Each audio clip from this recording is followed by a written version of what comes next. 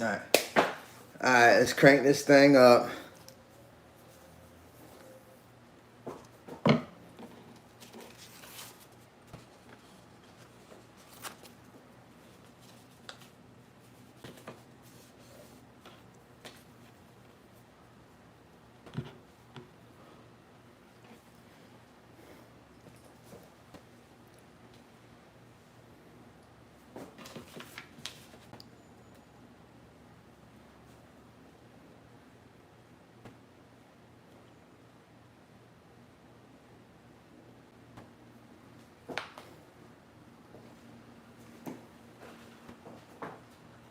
Okay, that's enough.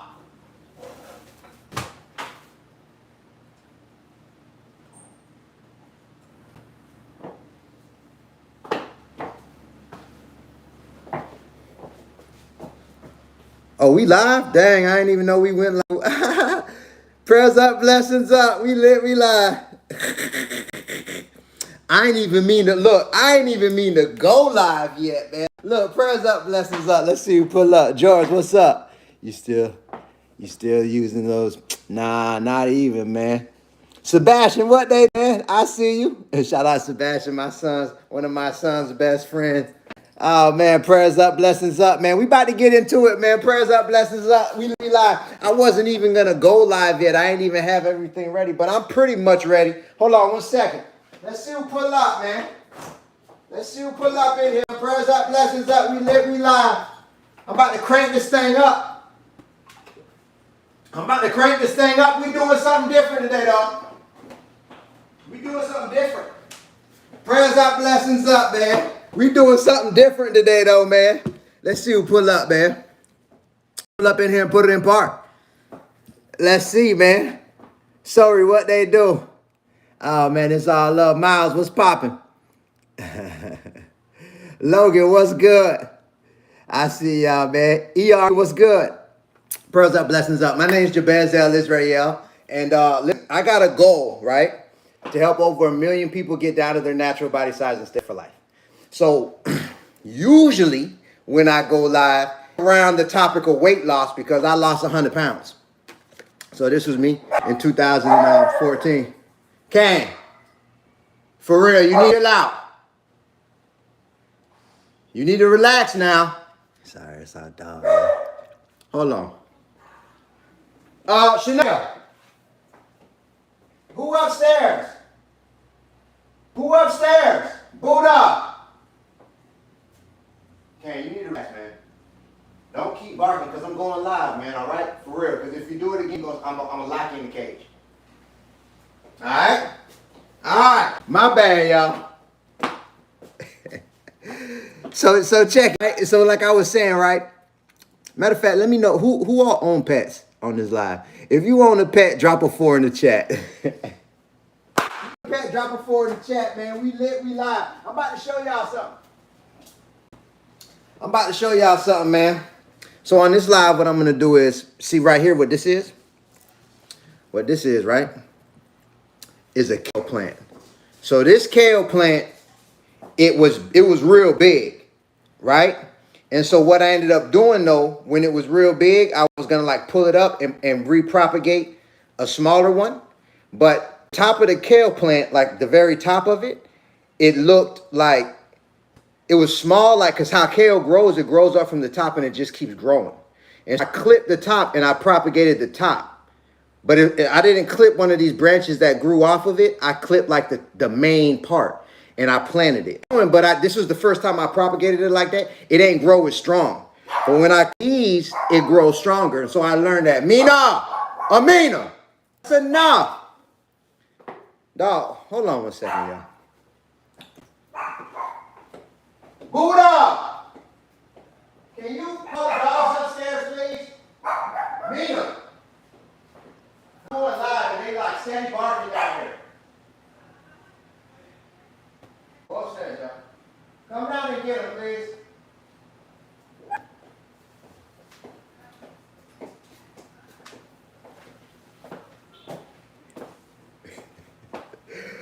Oh, where was I, man? Where was I? So with the kale, right? These dogs is about to drive me crazy right now. Shania, can you take them upstairs, please? Because they're steady barking while I'm going live. Can you have them come up with you? And if they start barking, can you make them be quiet, please? If they start barking, can you have them to can you quiet them down to shut the door? Bet. Makai went to soccer practice with your mom. All right, now let's see if we can get this thing going, man. Jeez, Joyce, I'm telling you, man. This is it's always something. But we about to call Shania got him, Buddha. All right, so let's crank this thing up, man. Where was I? Okay, so here's the point, right? On this live, this is what I wanted to do. I'm doing something different. I'm going to actually show you how I propagate this kale.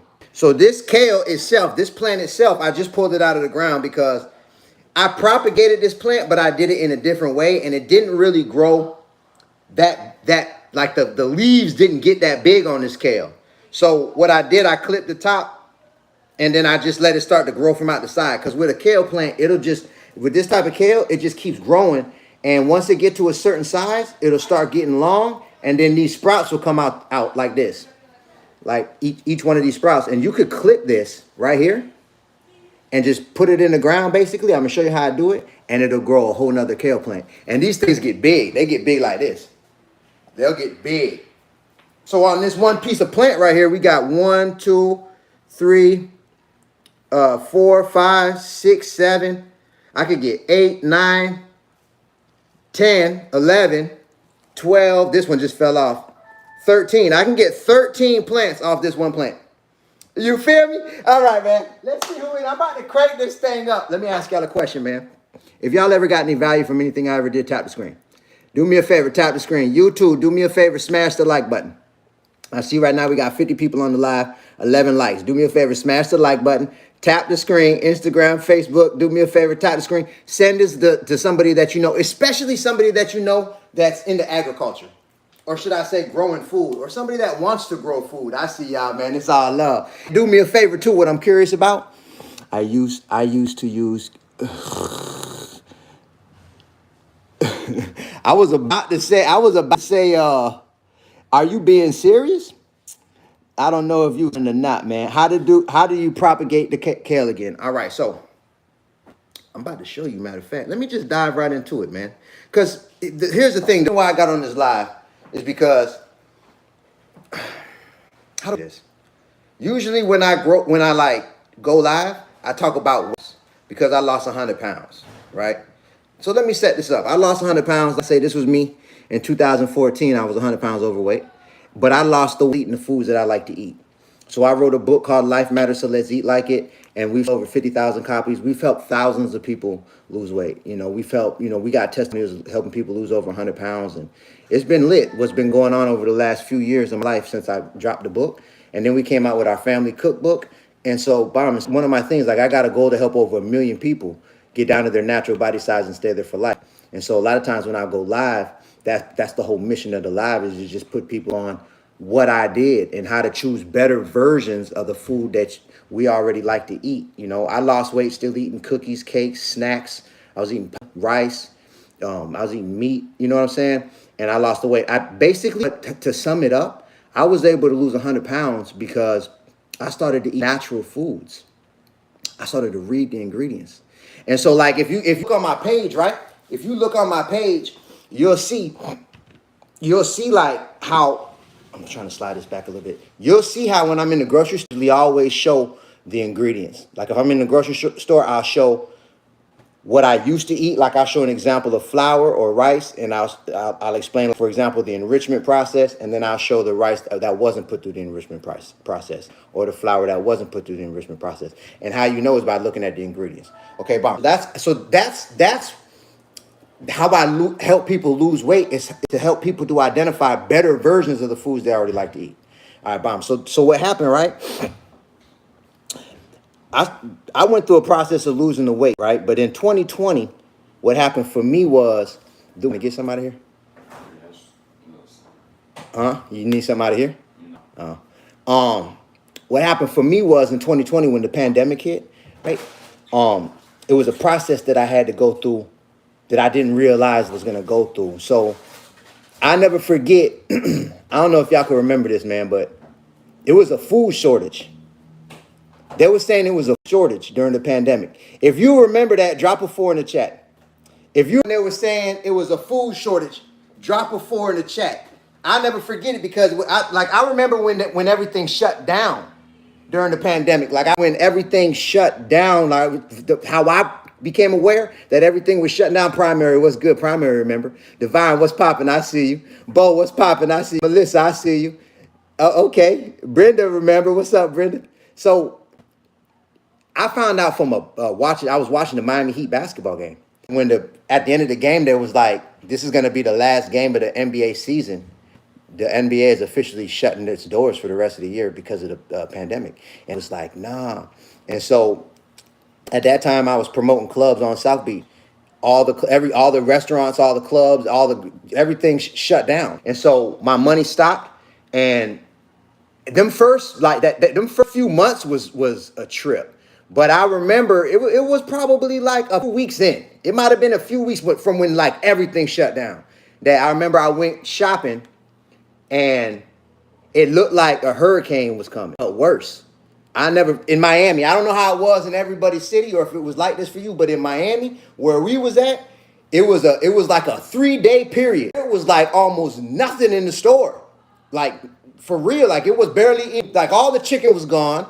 All the main pieces of meat was gone. Steak was gone. Ground beef was gone. It was weird cuts of meat that was left. That was all that was and it was the middle of the grocery store was it barely any food, man. And so I remember when that happened, and I remember I was paranoid, right? And I'm speaking on this for a reason because I really go to help people lose weight, but I have just as big as a goal to help as many people as I can to see how easy it is to grow your own food. You feel me? That's really why I'm on this live right now, because this is another thing that I'm doing with my time, because I feel like the more of us that actually grow food, the better it's gonna make America. Straight up, because here's the thing, when I went to the grocery store and I seen everything was sold out. I went to Publix. And I was like, dang. So I left Publix and I went to Walmart. And I went to Walmart because it was right across the street. And Walmart looked pretty much the same way. And then I was like the stuff that was on the list, it was only a couple of the things there that we needed. So I was like, okay, maybe the other Publix would be better. So I went to the other Publix and it was the same. All 3 stores was the same. So I got what I could get. And I came back and I was already paranoid. I was already paranoid at that period of time. I was kind of thinking it might be the worst. I didn't know what was about to happen. And so I remember that night though, my paranoia and my guilt hit an all-time high, because I was like, dang, what we gonna do if, because they were saying it was going to be, and it was people that was paranoid saying the grocery stores was going to shut down and it's going to be chaos in the street.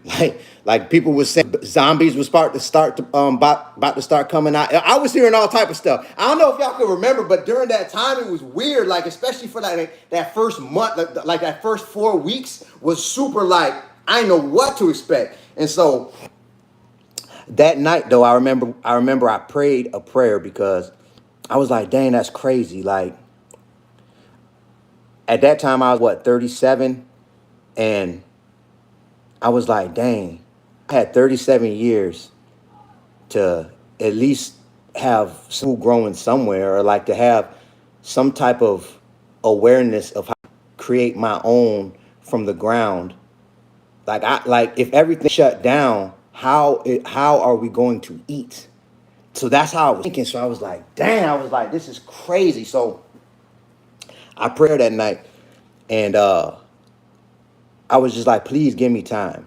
Just give me some time. If you, because I felt like I wasted a lot of my life. I felt like at that period of my life, I was starting to work on myself more, and I was starting to become who I am now. I was in the beginning process of really getting more intentional and stop.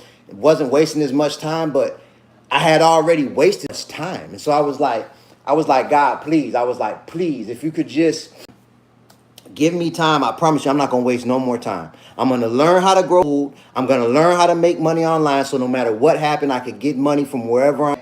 You know what I'm saying? This is how I was thinking at the time. Like, I'm gonna learn how to invest. And I'm not gonna waste no time. I'm gonna get my passport to start traveling internationally, so I don't have to depend on just this system here. I figure this out before I gotta figure it out. I ain't have no will. I ain't have no insurance. I ain't have nothing. You know what I'm saying? Like I ain't have nothing lined up. 37. I was about to be 40, and so I was like, man, I got to get together. And I'm sorry if I'm missing comments, but I got to get this off my chest right now. And so, bomb. All right. I prayed that prayer and I meant it. And so from that point, I was like, okay, I went to the grocery store. I got a big thing of rice. You feel me? I got a big rice and I got like some canned vegetables. I got what I could get. But the main thing that I got some rice, and I even got a pellet gun. I got a pellet gun in case I had to go hunting for like ducks because there's ducks in the area. I got a pellet gun and I was like, this gonna buy us some time. Meantime, I was like, okay, let me line up some other situations in case we got to dip out the city.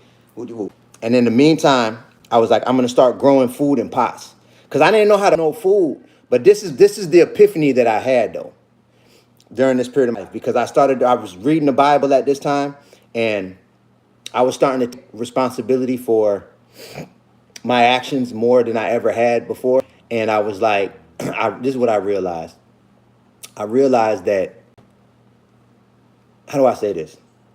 I was so addicted to the grocery stores and restaurants that I was depending on people that I didn't even know and that didn't have my best interests to provide what I needed for family.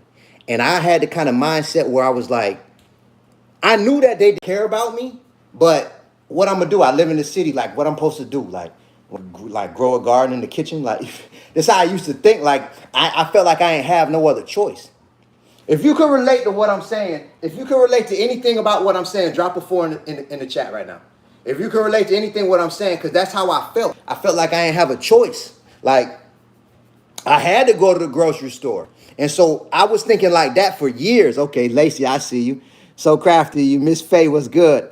Dark, I see you. Amber, what's good? Wavy, what's good? KG, okay. And that's how I felt like. So, whatever. So, I'll never forget when I had the epiphany. Like, I had the epiphany, it was like this. It was like, because I used to feel like, okay, like, the government don't care about me. Like, they poisoning the food. Like, it's hard to find good options nowadays. You know what I'm saying? Like, how can I really trust anybody? How am I gonna really be able to go drive all the way to farmers markets? That don't seem realistic. Like I used to have that type of mindset. That's how I was thinking. But this is what I realized. I'm like, man, I've been making a lot of excuses. I've been making a lot of excuses, like about and letting other people have the power over where I source my food, accepting it. Like I just accepted it. You know what I'm saying? Like because everybody else was, and life goes on, and I got bills, and you know what I mean? It's a lot that's going on. So because of that, I was prioritizing getting money, prioritizing entertainment. Basically those was the main two, like I had to get the money to get the bills paid. And then like on my time off, I wanted to relax and just enjoy myself. And so that was like, I spent 30 years doing that. 20 years doing that, should I say. And so this is the point what I wanted to say before because I'm about to propagate this. Can I show you how I do it? This is what I believe. And this is why I wrote my book, because I just wrote my book. I finished it. The more we grow, the more we'll see. Everything we need is free. You feel me? Look how I look. Drop some fire emojis like that if you like the title of the book. But look how it is. Look how I show it. It say grow everything free. Drop some fire emojis if you like the title. Let's go. Keep it G. If you don't like it, say you don't like it. Let me see who's rocking with it. Because here's the thing.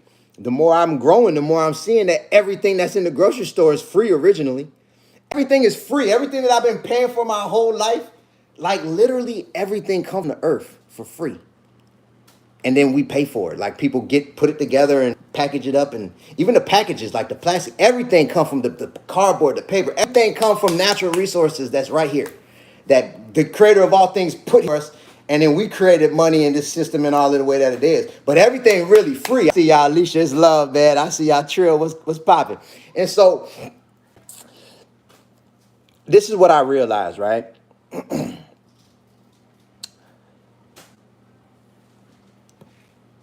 This is what I believe. Anyway, should I say it like this?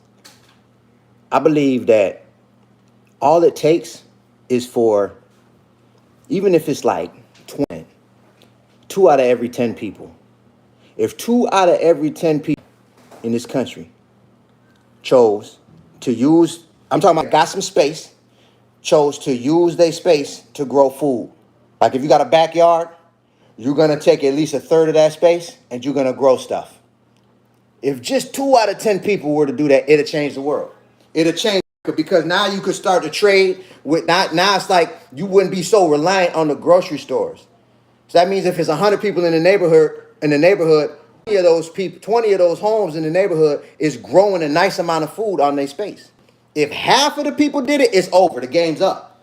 The game's up. If half of the people were to do it, the game's up. And so here's the thing, like, all it takes is the, that's what I realize now, because I used to feel like I tried to grow things and they died. You know what I'm saying? And I was like, man, I ain't got no green, ain't for me. I ain't no farmer. You know what I'm saying? Like, I'll leave that to the farmers. Like, I'm gonna how to get this money and I'll just buy it. You feel me? That's how I used to think. But now I realize it's really not hard at all, and the information is out here. That's why I wrote my book, to make it simple to understand how to grow food. All you need to do is understand 4 principles: is sunlight, climate, soil, and water. When you understand plants and their relationships to the sunlight and to the climate, like for example, every plant ain't gonna be able to grow everywhere. I just did a post about noni, like it's a noni fruit post that I dropped, and it's going viral on Facebook right now. It got like 1 million views, and a lot of people are asking for the noni seeds. But a lot of people that are asking for the noni seeds, they live up north, and that plant ain't gonna make it up north. So I could tell they don't understand the principle of climate in relationship to the plant. Like, if you travel through the country, you'll see like certain plants, like you ain't gonna see a palm tree up north. It ain't gonna make it. And it's the same with every plant. So it's good to be aware of what plants are compatible with the climate where you're at. But the good news is every climate got plants that's compatible with it that you can use. It's just a different set of plants. And I guarantee to shock you how many of them that you like. You get what I'm saying? If it makes sense what I just said, drop a 4 in chat. Let me see who locked in, man. Let me see who locked in, man. If it makes sense what I drop a 4 in the chat, man. Let me see. All you got to do is just understand these 4 principles, man. And anybody can grow anything. It's not about having a green thumb. It's just about being aware and knowing what plants like and just giving them what they like and the timing of what they like it. I see you, Dub, what they do. Dimple, what's popping? Nate, what's popping? Veronica, what's good? Chosen, what's good? And so here's the thing. I used to feel like the grocery store and the people that own them basically are like bad people. They don't really care about the public like that. And I used to complain about it. And I didn't really feel like there was nothing that I could do. But now I'm realizing all I got to do is just start growing and talking to people about it. The more of us that just start, like, you're going to lose some plants, but just start this. The more of us that do that, the more we'll be able to trade amongst each other, right? And then this is what I've learned from growing, especially. This is what I've learned before I start propagating this kale. When I grow food here, I grow things natural, right? If you look behind me, I got fruit trees right here that I got to give away, all of the fruit trees. You can call me Jabez Mango Seeds. I got a goal to bring over 1 million fruit trees to America. I'm not playing. So far, we've given away 23 fruit trees. And so I only got 999,977 more fruit trees to give away. That's it. You feel me? And then if you look back, I don't know if you can see it, but back here, I got a garden that's full of lettuce. Now we got the lettuce going. So now I don't have to pay for lettuce to make salad. That's going. And then we got herbs back there and whatever. And so the point what I'm trying to make is, the more of us that just start growing, the better, because when you start, you'll be able to realize what I realize. Everything, like I said, I don't use no I don't use no like chemical fertilizers. And I'm learning as bro. I just started growing food really, and during the pandemic. Like I started. We wasn't living here. We was living in townhouses. So I started with pots. Just started growing herbs. You feel me? Because I looked at it like this. I'm like, okay, I don't really got space, but I need to tighten up. So I need to figure this money situation out. I stopped making excuses. That's the point what I'm trying to make. I stopped making excuses. I'm like, okay, I could face people out here that's coming up right now. Even during the pandemic, man, there was a lot of people that up during the pandemic. I'm one of them. And so I'm like, okay, other people doing it, I can do it. Mindset started shifting. So I'm like, okay, I got to figure the money out. In the meantime, I'm going to start growing things right here around the house so I can start to like get the feel for taking care of plants. Because as soon as we move, I'm going to be able to start a garden. I could get bigger pots. I have more space and I can start growing more. When we move to a bigger property, I'll have the experience of starting with the pots and then at the garden. And then I'll be able to create a food forest. When we move from here, watch what I do next. But you got to start somewhere. And so I'm like, okay, bam. I just got to get started. So that's what I did. I started to get started. And so what I started to do was I just started watching a lot like YouTube videos, how-to YouTube videos. You know what I'm saying? I learned most of everything that I know on YouTube. Everything you need to know is right on YouTube. So if you want to grow some kale, growing kale in Miami, how to grow kale in Miami, search it up on YouTube, bam, and watch videos going to pop up. But that's why I was saying this about the climate. And this is what I had to learn. At first, I wasn't thinking about that. Like one of the first things that I had to grow was an avocado tree. So I was like, I was going to put it in a pot. I tried to grow orange trees and avocado trees because my plan was, I'm like, okay, we'll probably be in this townhouse another year, 2 max. And I've been in snap and we'll be able to get something better. But in time, I was like, I'll start these trees so when we move, I could put them in the ground. That's what I was thinking. Not knowing, I didn't know because we ended up renting here too. So I couldn't really put them in the ground like that. But I was like, I'm going to start the process. That's what I was thinking back then. So I started an avocado. But the avocado seed was an avocado that does good earth. It wasn't one of the tropical avocados. So I spent like 2 years on that avocado and it ended up dying when I took it outside and I tried to put it out. It was doing good inside. But when I took it outside, it ended up dying because I wasn't thinking climate. I wasn't thinking about the plant in relationship to the climate that I was at. Let me ask y'all a question. If you don't know about Kenneth, oh man, that's love. Kenneth say he just got the book. That's what's up, Kenneth. Yeah, I ain't even talk about it. Dang, Kenneth, you just remind me. I ain't even talk about it. We're taking pre-sales right now for the book. You feel me? If you want pre-orders, if you want to pre-order it, we got it on Kindle, the Kindle ebook. If you want to take the pre-order, we're gonna actually release the book in a couple weeks. But you could put the pre-order in now. It's only like $10. $9.99 right now. It's the cheapest it's gonna ever be because I make it simple. Everything that I'm gonna be going over on this live, I break down in the book. I make it simple to understand how to grow food. But let me ask you, let me ask you this, because like I say, the more of us that, here's the thing. Everybody, okay, let me ask you this. If you feel like your life could be more free, like if you feel like you're not completely free, you kind of feel like you're restrained in some kind of ways. Drop a chat. If you've ever felt like you've had restraints on you and you didn't feel completely free, drop a 4 in the chat. Keep it real. Let me see who I can relate with on this live. Hey, Nay, I see you. Amber, what's good? Drop a 4 in the chat if you ever felt like you was completely free. Divine, what's good? I see you. Okay, I'm seeing them on TikTok over here. Spiritual, what's good? Stacks, what's popping? All right. Lee, what's good? Arturo, what's good? Helena, I see you. 9-5, what's up? Arturo, I see you, man. All right, so check it, right? This is what I believe. As long as there's not enough of us dedicated to sourcing our own food from the ground for the purpose of having the collective best interest at heart, as long as there's not enough of us doing that, we have no choice but to depend on whoever is doing it. And they might not have our best interest at heart. So this is what I'm saying, right? This is the point what I'm saying. This is why, because there's a lot of things I could be doing with my life. I feel like I'm finally walking in my purpose. I feel like one of the biggest things that's on right now, one of our biggest weaknesses as a collective is that we don't have organizations and enough of us as individuals practicing agriculture.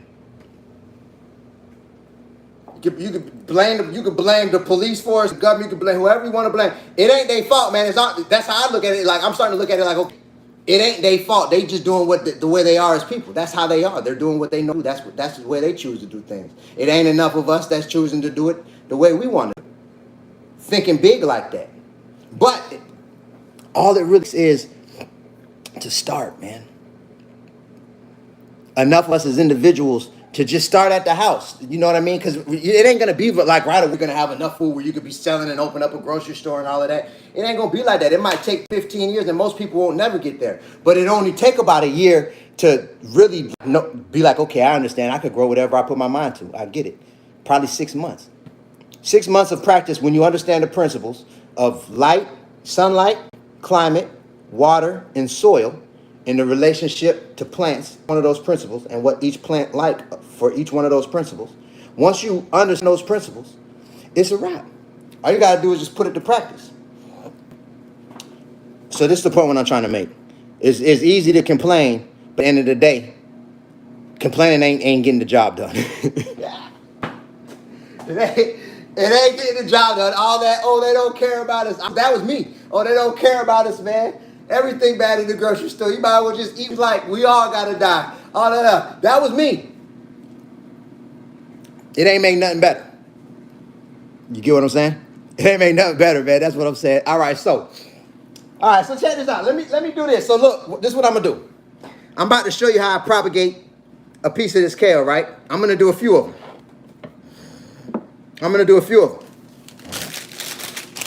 Let me see who in the building, matter of fact.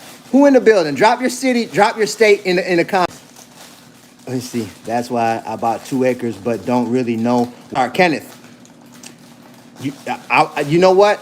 That's dope. First of all, and that's another thing that I'm working on, because what I think it really comes down to, like, ultimate freedom really comes down to understanding how to acquire land and understanding agriculture. And it's somehow working with the plants, man. I've changed. These plants changed me, man. And here's another thing. If I was you, man, I would start with grabbing my book, man. And also I got the kind of book, our email. Reach out, man. And we'll start building out a community. I want that. Like I get, this is fun for me, is what I'm saying. And if you got 2 acres, bro, you sitting on all type of space and opportunity right now. And here's another thing. And that's why I wrote the book. That's why I titled it, The More We Grow, The More We'll See. Everything we need is free. If you got 2 acres of land, you don't even need to use no money. To get started, man, you could get started for like $100, and then you can start flipping it. Because once you start your first batch of plants, you can get the seeds from them. Once they start to like reproduce, you can get the seeds. You can propagate. You can air layer. There's so many different ways that you could just start flipping the plants. You get what I'm saying? I see Virginia in the building. Yeah, my bad. Drop your cities and your state in the comments, man. Chicago in the building. I'm trying to see who locked in. I see Jamaica building. Vinny, what they do, man?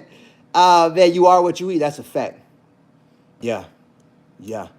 Check this, man. Oregon in the building. I used to live in Washington. Cincinnati out in the building, man. Cali in the building.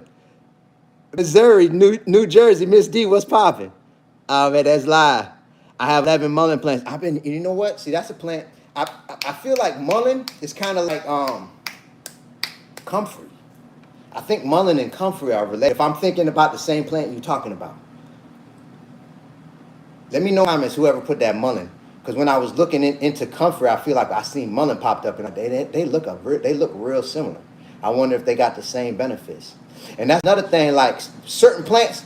Okay, here go another thing while we're on the topic. There's I've been putting up posts. Like I put up posts about the comfrey plant. If you never heard of the comfrey plant, drop a 4 in the chat. Watch this. I'm about to show you something. If you never heard of the comfrey plant, this is why I'm saying we got to just start growing, man. There's so much benefit. Rody, what they do? Miss D, what's good? Show what's good, man. I can't wait till I get land, because I got so many people DMing me, people that's emailing our family asking for seeds and plants. Like I'm like blown away by the opportunity, right? I just don't got them. I'm sending people to other people. I'm helping other people get rich, but I ain't tripping. But watch this. Let me show you. For everybody that put a 4 about the comfrey plant, watch this. I gotta go get a piece of it. Hold on. Hold on, watch this. I'm about to show you something.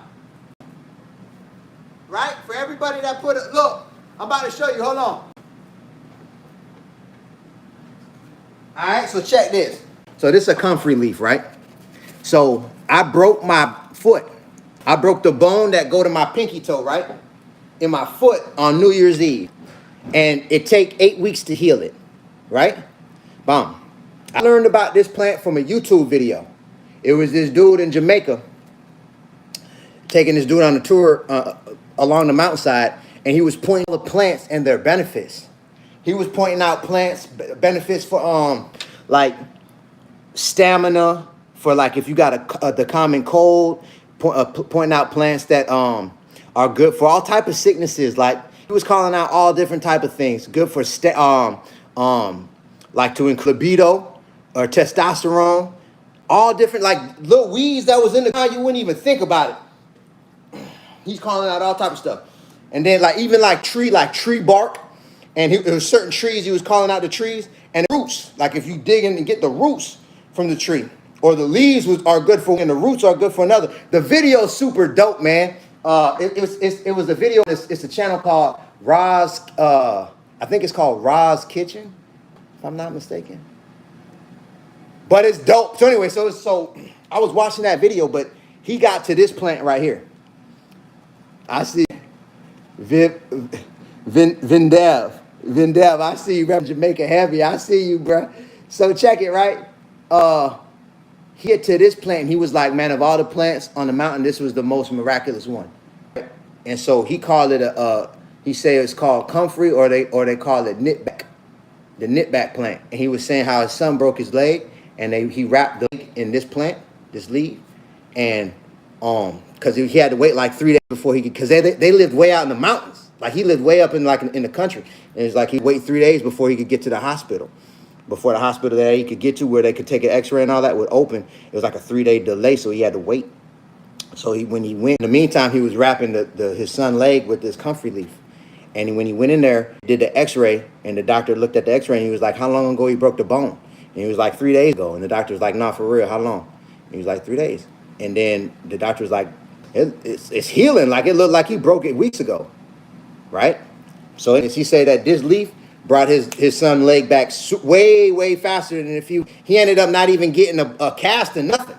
And so, and I'm looking at him while he was telling the story. I was like, what? I didn't know if I believed him or not, but believing him the way he was telling the story and just how much he knew about all the different plants. And then I was like facting, and I was looking up potential benefits for all the different, I was pushing pause, and I was like fact checking what we're talking about, and everything was checking off. So I was like, dang, that's crazy. And so next day, look how God worked. The next day, I went to, it's a nursery down here. I went to go get some plant. As a matter of fact, I went to go get some lettuce. The same lettuce that I got growing now, that I got the seeds from. I went to go get that lettuce. This is like a year ago. You know what I mean? Around that. And so I go, and I'm walking around with the owner. And then I look over the fence, and I see like this plant. Like it's like a bush. It's like a big bush, like a bunch. And I'm like, hold up, is that comfrey? And he was like, yeah. He was like, yeah, that's the comfrey. I'm like, no way. Because I just seen the YouTube video about it. Do you sell it that green? I don't even sell it yet anyway, but if I were to sell it, I would sell it. I wouldn't sell just a leaf. I would sell it to where you could grow it for yourself, you know what I mean? Or the root. That's how I got this plant. The root of this plant, like, for example, like how these roots are, comfrey roots are way thicker, but all you need is like, if let's say I were to cut the root right here, I could take a piece like this big, and put it in the ground, it'll grow a whole nother plant. So I could take 1, 2, 3, 4, 5, 6. This one piece of root, I could cut it into 6 pieces, comfrey plants. That's how lit the plant is. If you just learned something, drop a 4 in the chat. If you just learned something new, drop a 4 in the chat. Let me see who liked, man. I'm just trying to give out game. What I'm doing with this live, I'm trying to inspire you to grow, man. You know what I'm saying? The more we grow, the more we'll see. Everything we need is free. Look, I wrote this book, and taking pre-sales, I make it easy to understand how to grow anything you want to grow. It's not hard. Anything can grow. And that's what I'm saying. I'm doing my best to encourage people to start growing, because it's going to take more of us to just start growing, even if it's in pots. It's not hard once you understand. All right, so bomb. I see all the fours that just dropped though. King, what they do, man? Lee, what's popping? Check it out. Denisha, what's good? Story, I see you. Julie, what's up? I see y'all, man. I see y'all. Bree, what's good? Helen, what's up? Amber, I see you. That's live. I took 2 years of herbalist training and got certified. Bomb. That's what I'm talking about. That's what's up, man. So check it. But what's so dope about this is there's a lot of this is dope. So I ended up doing a video, right? Because first our son broke his toe. And I wrapped the toe with this, and his toe came back in a few weeks. He was running 2 weeks, like he running around fine. And so I was like, dang, that's crazy. So then my nephew, I told the family about it.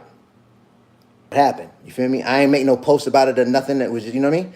I told the family about what happened with our son with his toe. And then my nephew tore one of the ligaments in his, it wasn't the ACL, but it was one of the ligaments in his knees. He tore it.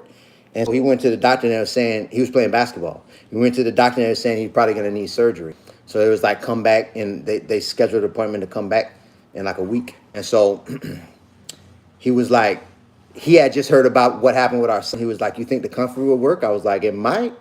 So I gave him like 14 of these leaves, and I just told him twice a day, wrap it when in the morning and wrap it after you get out the shower at night before you lay down so you could keep it on overnight. He did that, and like a week he was running around. Our mother-in-law was like, she noticed when he was running, and she was like, dang, what is you running for? Like, is your knee straight? And he ain't even realize that, like, he was like, dang, even hurt. So that happened with him, right? So then I did a post about it. And so I showed the plant, and then I showed a clip of the video where I learned about it from the dude from Jamaica. I showed that clip, and then I asked him what happened. He gave his testimony, and I posted it, right? And it went viral on TikTok. But it was a lot of people from Africa that was talking about the plant. And they were saying, what's strange about it, right? They were saying that they use it in a dish. But here's the strange thing. When I looked it up, they were saying it was poisonous. But then, like, it's the whole culture of people that's eating it. So how is poisonous? And then they were saying, and then it's places where it's not even legal. Facts, look it up. Look up what I'm talking about this plant, right? So then, right, check this out. I broke my foot, right? And this is years.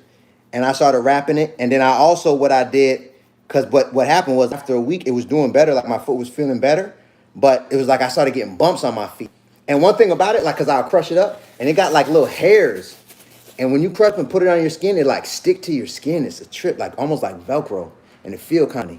But what I'm saying is, right, what I ended up doing, it's over there. But I ended up mixing it with, I ended up like crushing it down with a mortar and paste. And I mixed it with some castor oil.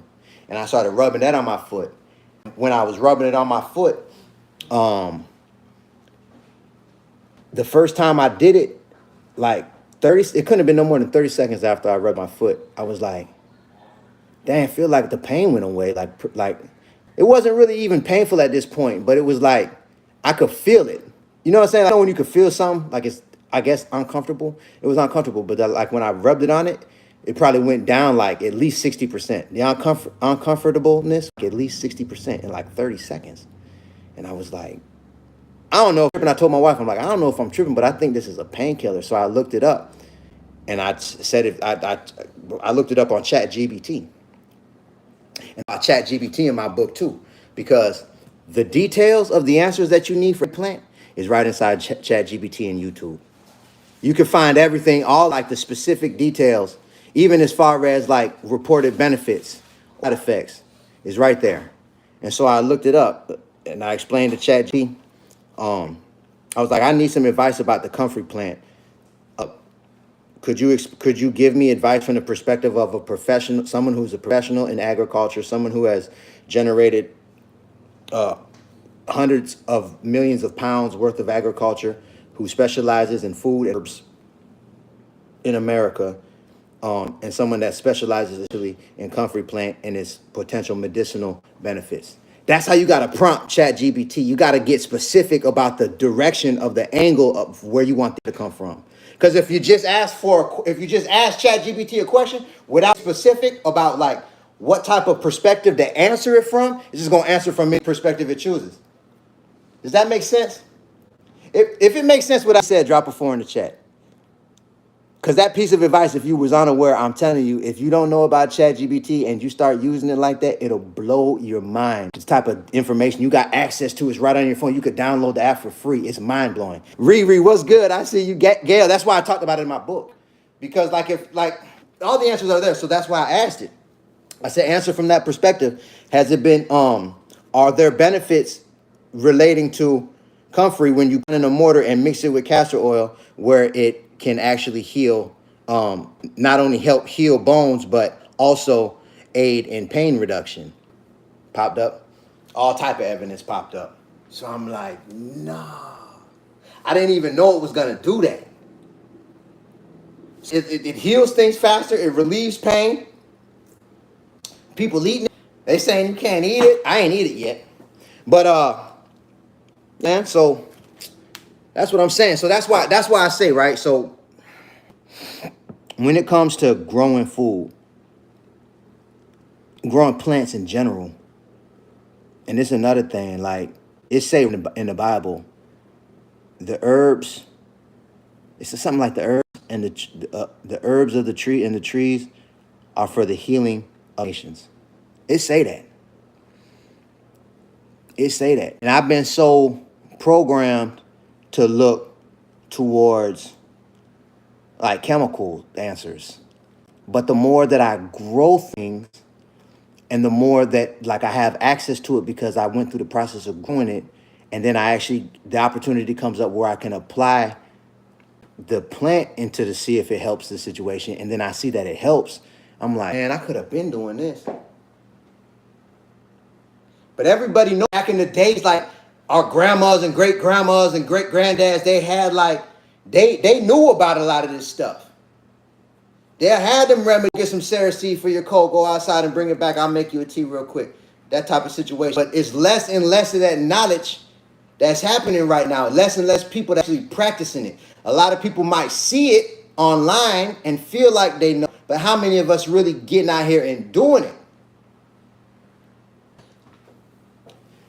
Let me ask y'all this. If you would like to grow food, but don't know how, what type of plant is that? This is a kale plant, and I'm going to propagate it. This one piece of plant, right? And I took it out the ground. And I'm going to put it back in the ground, and it'll keep growing. That's why I ain't even tripping. And I'm using this piece right here just to grow pieces out of it that I can propagate. Because if you see right, that's one piece right there that I can propagate. 2, 3, 4, 5, 6. Basically, it's like probably 12 to 14 pieces off the stem that I could clip and put in the ground and grow a whole nother kale plant. So I'm going to show you how I propagate a few of these right now on this live. But if you would like to grow food, right, but you feel like you don't really know how to, or you feel like you don't got a green thumb, drop a 4 in the chat. Let me see who on this live that I could maybe inspire. Because that's who I'm really trying to, that's really who I'm going live for right now. That's who I wrote my book for. People that want to, but feel like they ain't got a green thumb, but they would like to, but it's just like, they probably figure like it ain't for them. What's good? Gail, what's good? Okay, this for you, but I'm about to show you. Ash, what's good? What's up? Harris, what's up? Okay. Sonjar, what's up? I see you. Debbie, what's up? Linnell, Milton, what's up? I see you. At least nice. It's a nice amount of people. That's what's up. I was curious how many people really want to grow. You know what I mean? That's live, man. L, what's good? Oh, man, that's live. And that's another thing. I've been low-key nervous, like, you know, because I put a lot of work into writing this book and going through the whole process that we went through. And we're taking anybody want to grab a copy, I got the link underneath my profile picture. But I'm wondering like, how many, because I know a lot of people want to lose weight. So that I feel like that's why the you know, like our family cookbook and my first book, Life Matters, So Let's Eat Like It, that's why it's been doing so, because a lot of people really want to lose weight. And I'm like, how many people really want to grow? How many people are really going to buy a book and learn how to grow food? So I'm like, but I was nervous before I launched both books. This is my 3rd book now. Both the first 2 books I launched hit #1 in multiple categories on Amazon. So this is my 3rd one. So I'm like, damn, I want to go 3 for 3. I want to go 3 for 3, but I'm like, man, I just put it in God's hand. I'm like, but I've been low-key nervous, see how people are going to respond to it. But anyway, so check it, right? All right, so for everybody that say they want to grow food, but they don't, they don't really feel like they know how to do it. There's a method of flipping that's so easy. It's called propagation. And that's where you take clipping of a plant and then you put that clipping in some good soil, keep it watered, give it the right type of light, and it'll grow a whole plant. It's called propagation. And it's super lit. If you like to see me propagate one of these kale plants, join the chat. Let me see who would like to see me propagate one of these. I said, what they do. We actually stay in Homestead, Florida, down here in the bottom of Miami. We down here right now. I see y'all. Kayla's, what's good? Drop a 4 in the chat if you want to see me propagate this kale. I'll tell you how I do it, man. It's simple. Brother, I need the name of the fruit before I mix it up. What fruit? I don't know which fruit you're talking about. Joyce, are you talking about the noni fruit that I just posted? Maybe you talking about that? I posted about the noni fruit, and it went viral, especially on Facebook. It got like 1 million views right now on Facebook.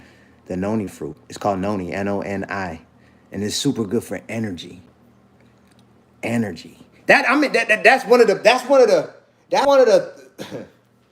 I almost don't even want to. It's like the self part of me that almost don't even want to talk about it but I'm just gonna try it anyway. But because there's a million ways to make money.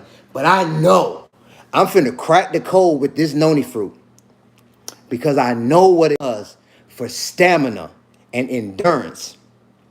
I know what it does because I drank the juice when I was playing football. So it's called noni, right? And you ferment it. And it's purple juice. And all you need is like a half a shot. You drink it. A half a shot once a day. And your endurance is going to go through the roof. And so I put the post up and I said your energy is going to go through the roof. And I seen a lot of people commenting saying like, oh, I need to plant my energy real low. And I'm like, dang, because like when you post in a reel and a short, to kind of be quick and to the point for it to kind of like catch and go viral. Sometimes it's hard to do a complete explanation. And so I'm like, I think a lot of people are thinking all they got to do is drink the juice and they're going to have a bunch of energy like coffee. That's not how the no fruit work. It's not like coffee. It ain't like you drink it and it's charged up. It's not like caffeine. It's not like that. But when you drink it and you exercise, you will be surprised how long you can go. You won't be as tired. Because how I know when I was playing football, I didn't feel no different. I didn't feel no different really throughout the day. But I noticed it in 2 ways. One, when I was playing football, I used to be in the middle of the pack because I had a full ride scholarship to play football. I went to FIU. I was on the first football team ever for FIU. Don Strock was our head coach. And I was like in the middle of the pack conditioning. You know what I mean? We did a lot of running. And so my grandma gave me a bottle of noni juice. And she was saying that she got it from somebody and they was saying how it's real good for endurance if you play sports. So she got it thinking about me. And so she was like, drink a half every day and let me know what happens. I started drinking it. Within a couple days of drinking, I went to number 1. And that ain't happened my whole career at FIU. And I had been playing for a couple years out there. And then I was every sprint, every conditioning drill we did, I was number 1. I was like, what the heck? And I had energy.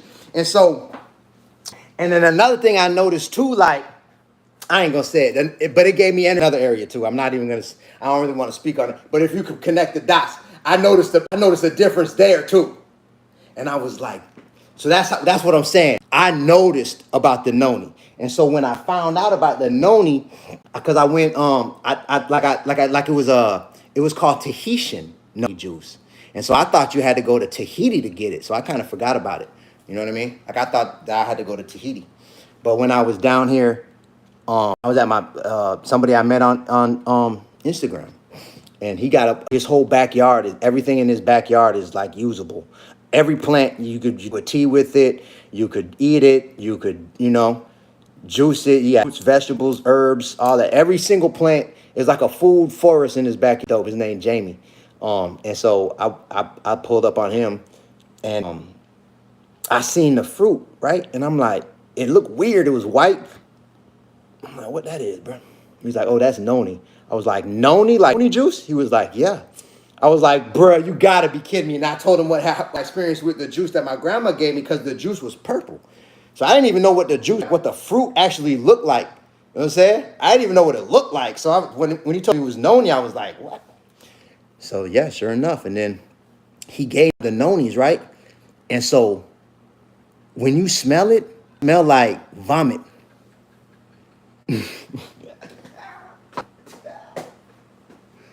That's the part that messed me up, man. When you smell it, cause I was excited and he gave me one of them and I smelled it and I'm like, this rotten, bro. I'm like, let me get one that ain't rotten. He started laughing. He's like, no, that's just how the fruit smell. I'm like, well, I don't know about this, bro. I'm like, I don't know, man. This is a different noni. This might be a different noni from the one because the juice, it wasn't real sweet, but it ain't smell like that. So he's explaining you put it in a jar and you got to let it sit in the jar and ferment for like a few months. And then it'll turn purple and then you drink it. So I was like, ah. So he gave me one of the nonis, right?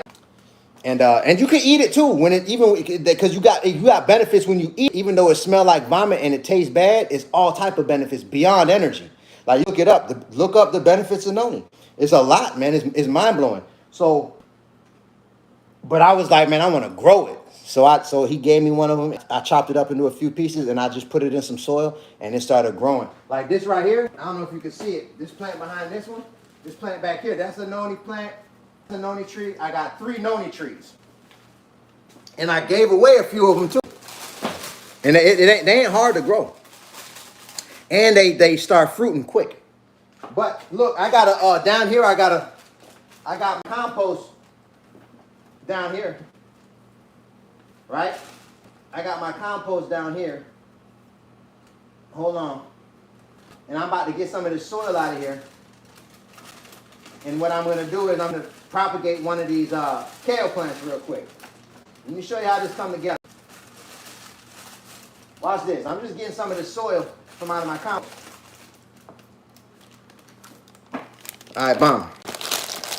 So that's why I say the more we grow, the more we'll see everything we need is free. This compost I made from stuff around the house. Like, you know, like grass clippings I scoop after they do the the people that do the landscaping. I get grass clippings, I throw it in there. When leaves fall down from the trees, I rake up all the leaves. I use that in my compost. When palm tree branches fall down, I cut them up. I put it in my compost. And all like the fruits and vegetable scraps, instead of throwing them away, that's nitrogen. I put that in the compost. So and then like I'll go like down the street over here and I'll bring a bucket and I'll just go like up to the side of the road somewhere and I'll dig up soil from out of the ground. Take a third of soil that I get from out of the ground. I use a third of like carbon, which is dead brown things, like things that are dried up, like dried up leaves, dry palm branches that fall, you know, stuff like that, like things that are brown. Or like when I pick weeds, I throw them in the pile until they turn brown. And that's carbon.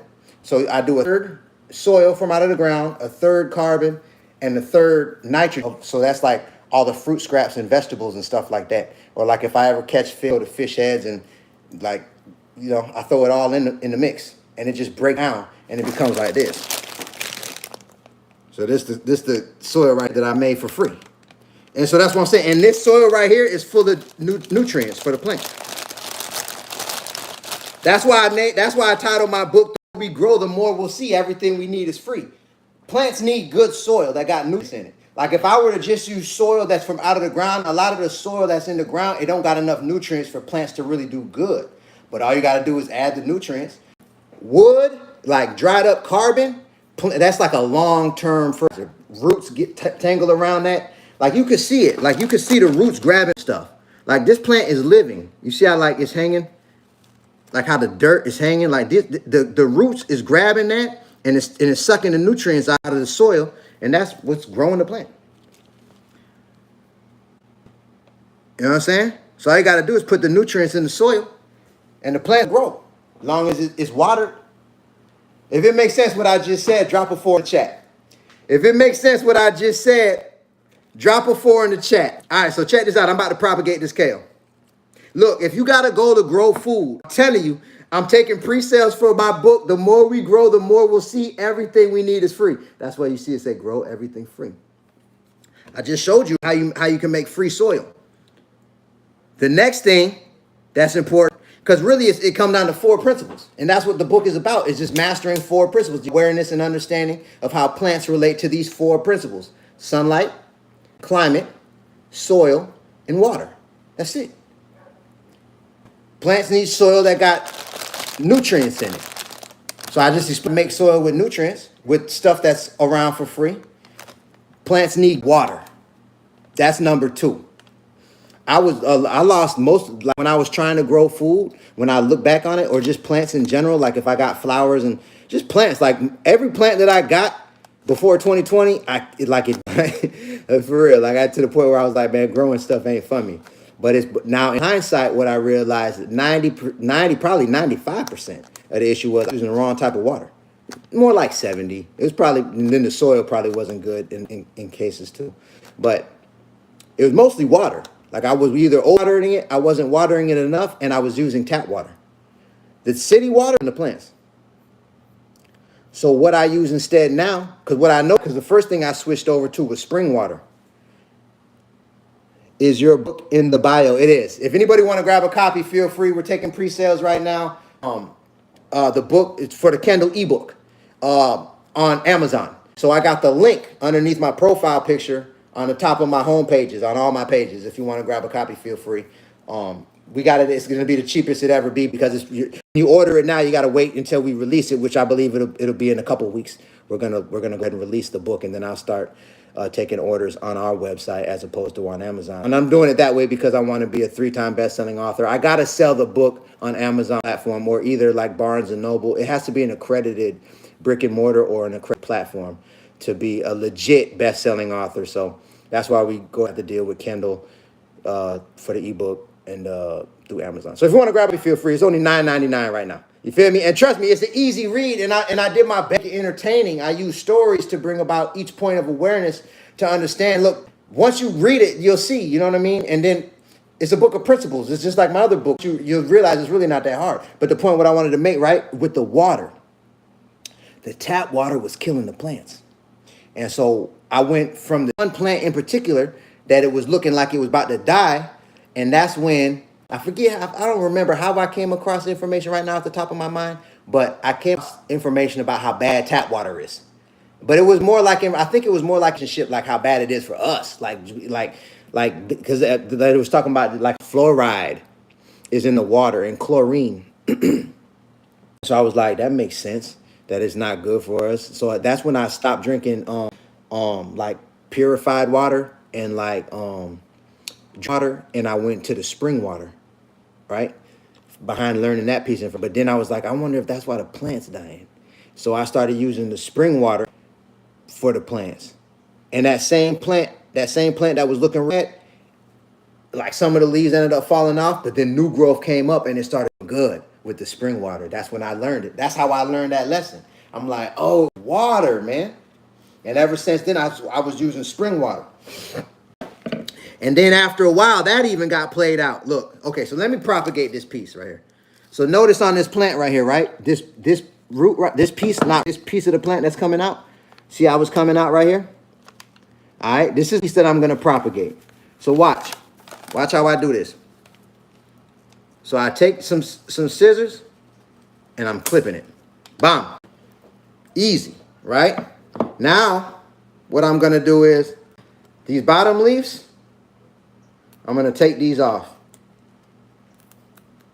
All right? I'm going to take and I'm going to leave these on, but I took bottom leaves off. So now this is how it's looking. All right? So now this part, I'm going to cut it at an angle. Kind of like this. Watch, I'm going to show. I'll go up on each camera. Watch. That's how easy it is. Look. See how I cut it at that angle? Drop a 4 in the chat if it makes sense what I just did. If you following me right now, drop a 4 in the chat. I'm showing you how easy it is to propagate a plant. Be surprised how many plants you can do this with. Pretty much all plants can be propagated. It blew my mind when I learned about this. I see y'all, man. Gail was good. Amber was good. Good. This is why I say the more we grow, the more we'll see everything we need is free. Once you grow one batch of plants, you can literally just start flipping them and flipping them and flipping them and flipping them to where the numbers get crazy. That's why I'm saying when I really sit back and I look at the food game, I'm like, man, these people is getting rich. That's why I believe true freedom really comes down to the awareness, the foundation of it. There's more to it, but the foundation of it comes down to the awareness of land and understanding agriculture, man. So check this out. Bam. So there it is. That's that. And then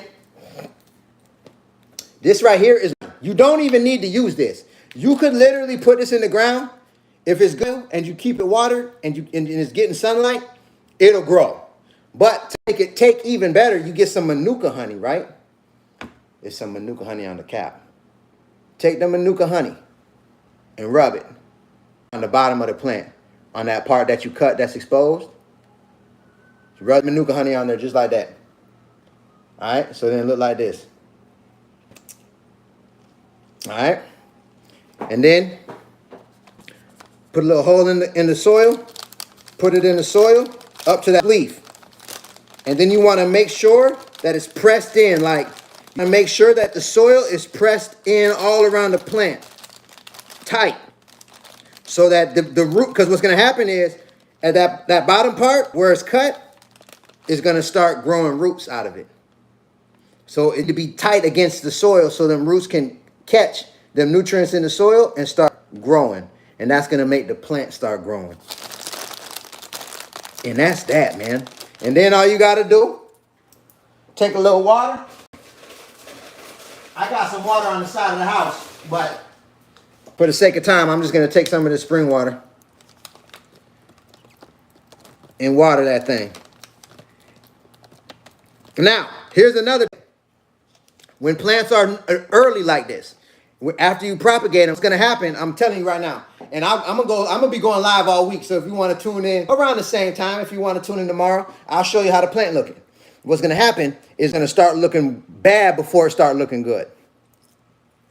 All right, it's gonna start looking bad before it start looking good. I got a chapter in my book that never give up on your plants. So because the roots gotta grow. So these leaves are going to kind of like fall over and it's going to start looking bad. And this leaf right here, this leaf right here, and this leaf right here is probably going to die. It'll fall over and die. It's fine. These leaves might even die. These leaves right here. But then a new spurt will start coming out from it. And then it'll start, once you see that, and then all you got to do, and that's why I like doing this with plants so much, every day look at it. All you got to do is water it once a day. That's why growing things really ain't hard. You just got to make sure you got good soil, make sure it's in a place where it got sunlight, water it once a day. But you got to remember to water it once a day, especially in the beginning. What's the name of the plant? This is kale. I forget the specific type of kale this is, but it's a type of kale that I really like. I got this plant from Jamie, the same person who I was telling you who I got the noni fruit from. He gave me a clipping.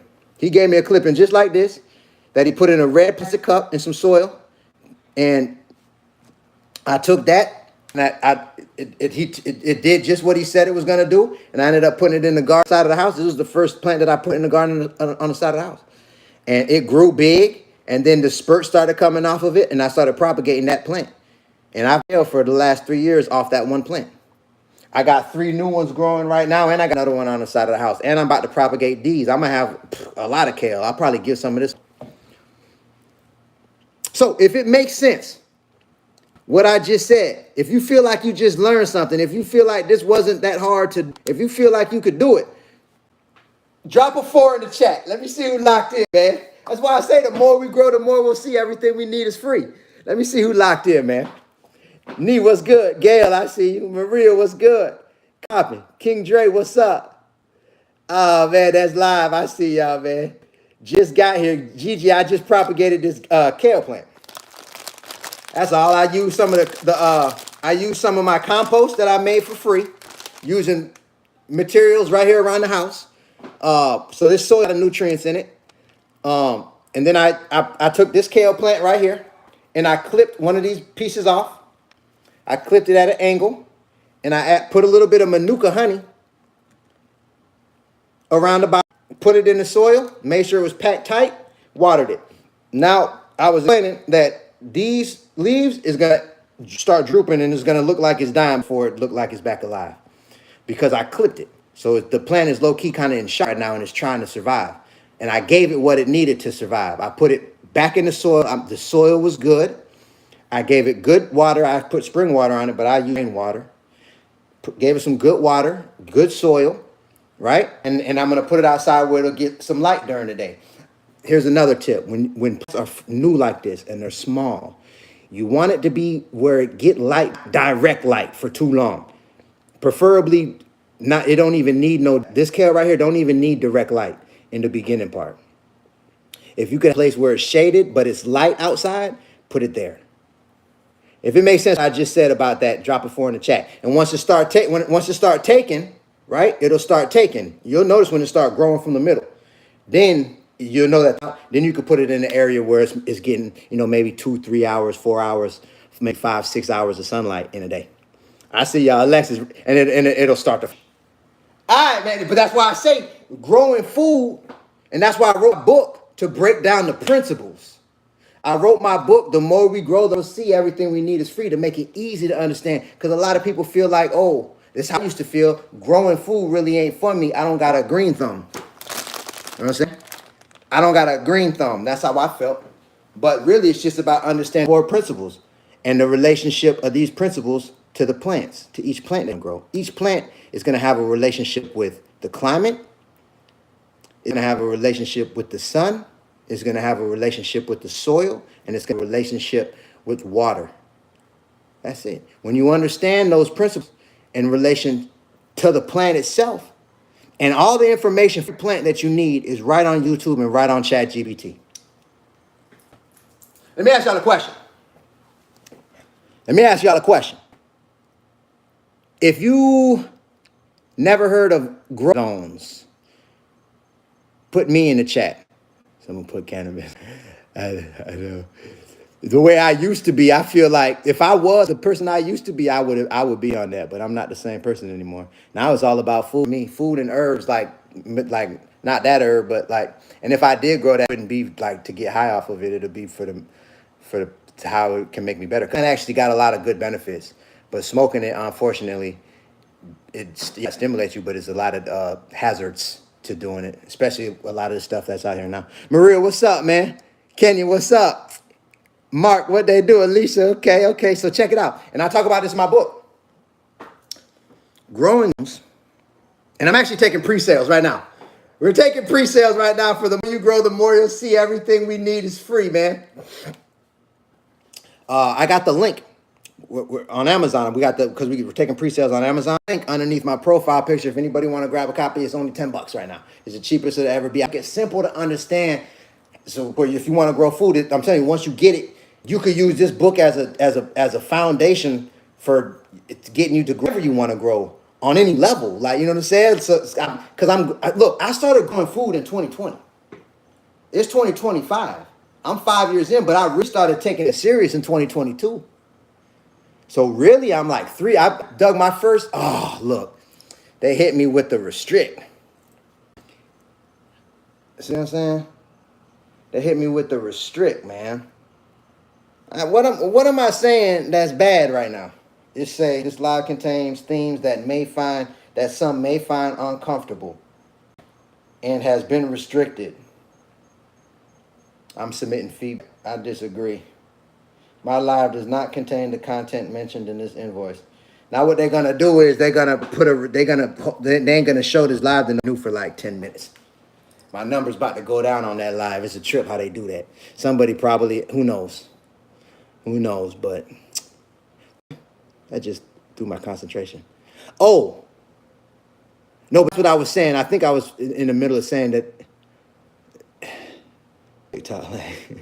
Nah, man, I kind of feel like that about the platform, but at the same time, because if it weren't for TikTok, I wouldn't be in the position I'm in. The first time I ever went viral was on TikTok. I was posting on Instagram for about 2 years before I started posting, and pretty consistently, like almost every day, and I wasn't getting traction. But I stayed consistent, and I kept trying to get better, and then I posted the same post that I posted on Instagram, I posted on TikTok. It ain't do nothing on Instagram, but it went viral on TikTok. I never forget, man. I never forget. That's when my life changed. And it so happened to be the same day that I got done with my first book. The same time when it was getting edited, I went viral. all. But so that's why I'll always have love for TikTok. You got to take the good with the bad. I mean, you can't just look at the bad. I can't, because sometimes it gets tempting. Because sometimes I'll be like, dang, man, they just tried me. But it's helping me too. You know, you're talking about how long you've been gardening. Right. So it started in, it's been like 3 years, is what I'm saying. So right now, with the amount that I know, if I know how to do something, I know right where to go get the answer. And I know the foundation principles. I do know those. And I've been watching the plant. I get outside and I water my plants. I get outside and I look at what's going on. I assess the situation. Never 5 minutes. I go outside. I take my time when I'm outside because that's my creative space. I realize I get a lot of ideas when I'm around plants. It's a trip. I connect dots probably like a year and a half ago. Just being fully transparent with you, probably a year and a half, maybe almost 2 years ago, when I was like, you know what? I think the plants are making me more creative. And then that's when I started to pay attention, the type of ideas and the amount of them that I get when I'm outside with, like, just surveying a situation. Like, you know, that's part of growing anything. You want to keep put eyes on it once a day. But all you got to, I go outside and look at everything I got going on in 4 minutes and be done. But I take my time and I look, and I look closely, and I like to look at like the new growth. Like, I like to look at the plant, and you'll start to see when new growth come out, and then you'll come and you'll look and you'll see it grow a little bit more. And some days, especially after it rain real hard, it'll blow your mind how much it might grow. Like, I've seen plants like come up like this much overnight. It'll be like this much more of the leaf that grew overnight. And I'll be like, dog, if I would have been looking at it, I think I could have seen it moving. For real. So the point what I'm trying to make is, it's the 4 principles, man. Sun, climate, water, and soil. Once you understand those principles, and that's why I wrote my book, to make it simple, and that's what I'm going over on this live, soil need to have nutrients in it. Good soil is, you could just take some soil that's in the ground and then add, so you have 1/3 soil, 1/3 carbon, so it could be like wood chips, it could be dried up leaves, just brown, dead things, pieces of wood, whatever, you know, that's around it. Like palm trees that fall over, the branches that are brown, I cut them up. That's carbon. So I take the same amount of soil to the same amount of carbon to the same amount of nitrogen, which is like fruit scraps. Like, you could put meat in your soil. You know what I'm saying? Anything. Like, you could put anything that was living. But I don't. The only type of thing I put in my soil now, and I recently came to this conclusion, is just fish, because that's really all I would eat. Fish with scales and fins.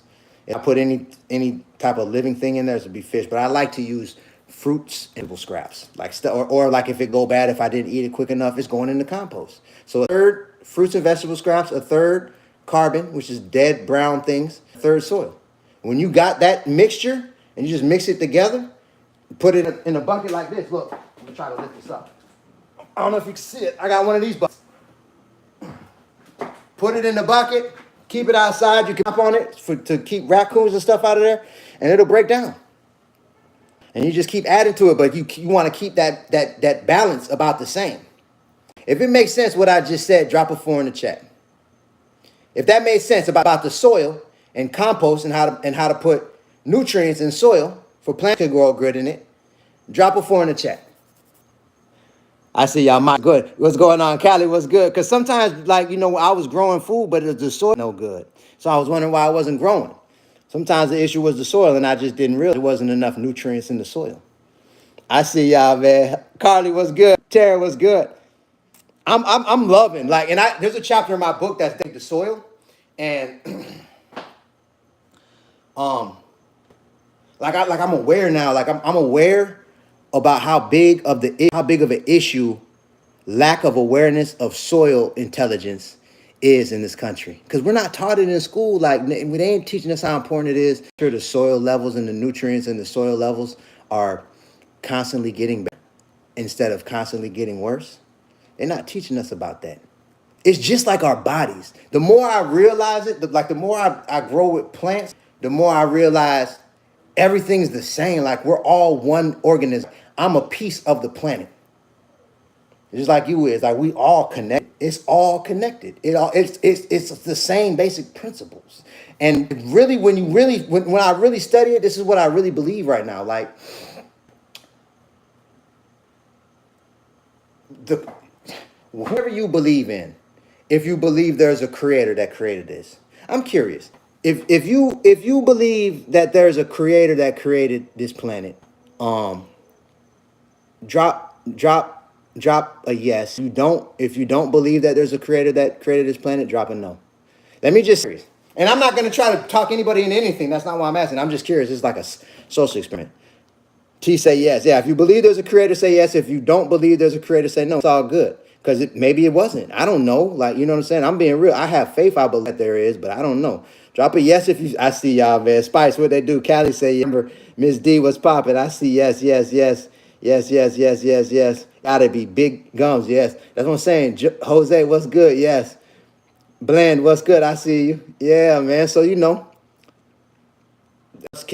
most of us believe that for a reason. And so the point what I'm trying to make is the created nature and the planet and the elements and soil and sunlight and the plants that connect with the climate and all of, you know what I'm saying? Nature created all of that. Hold on, let me slide this up because I just moth flying here. I got this bright light.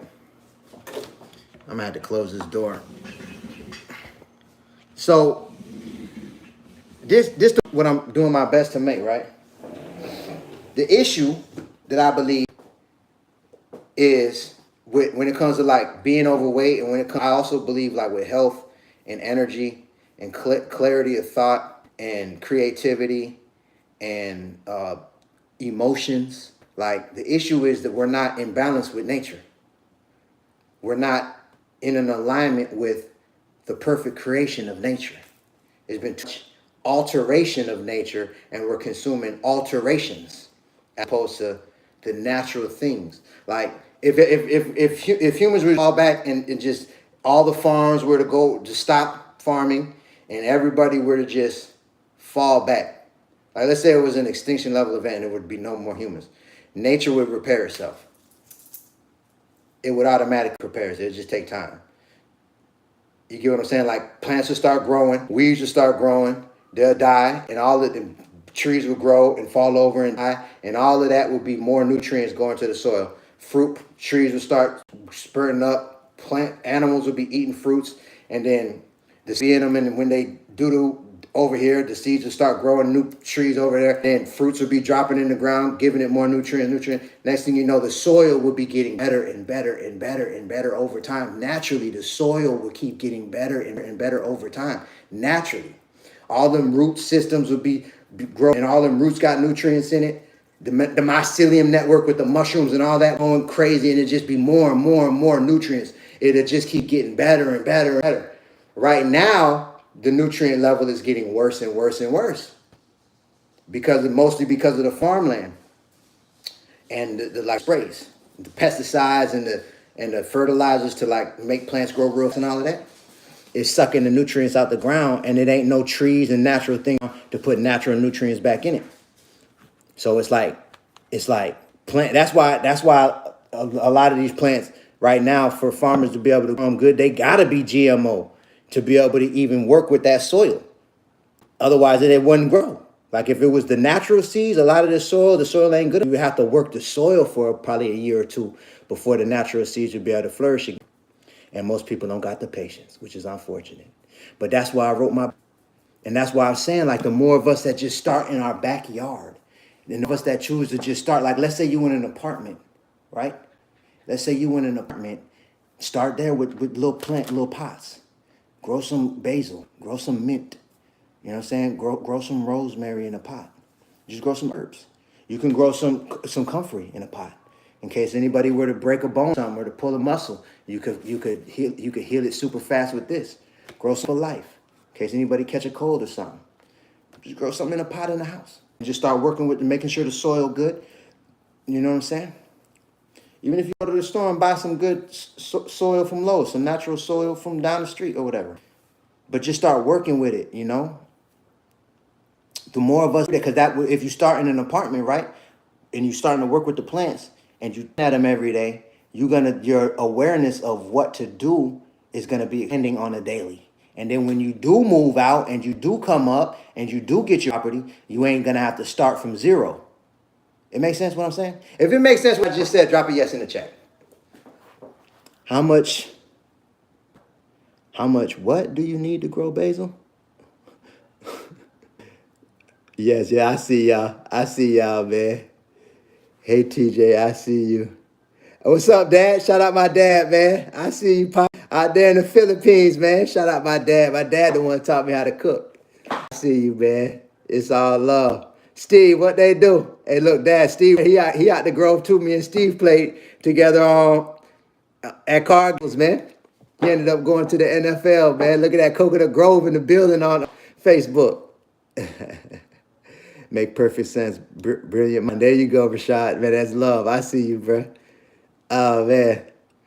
Jacob, I see you. What's good? Do you ever send cuttings to California? Not yet.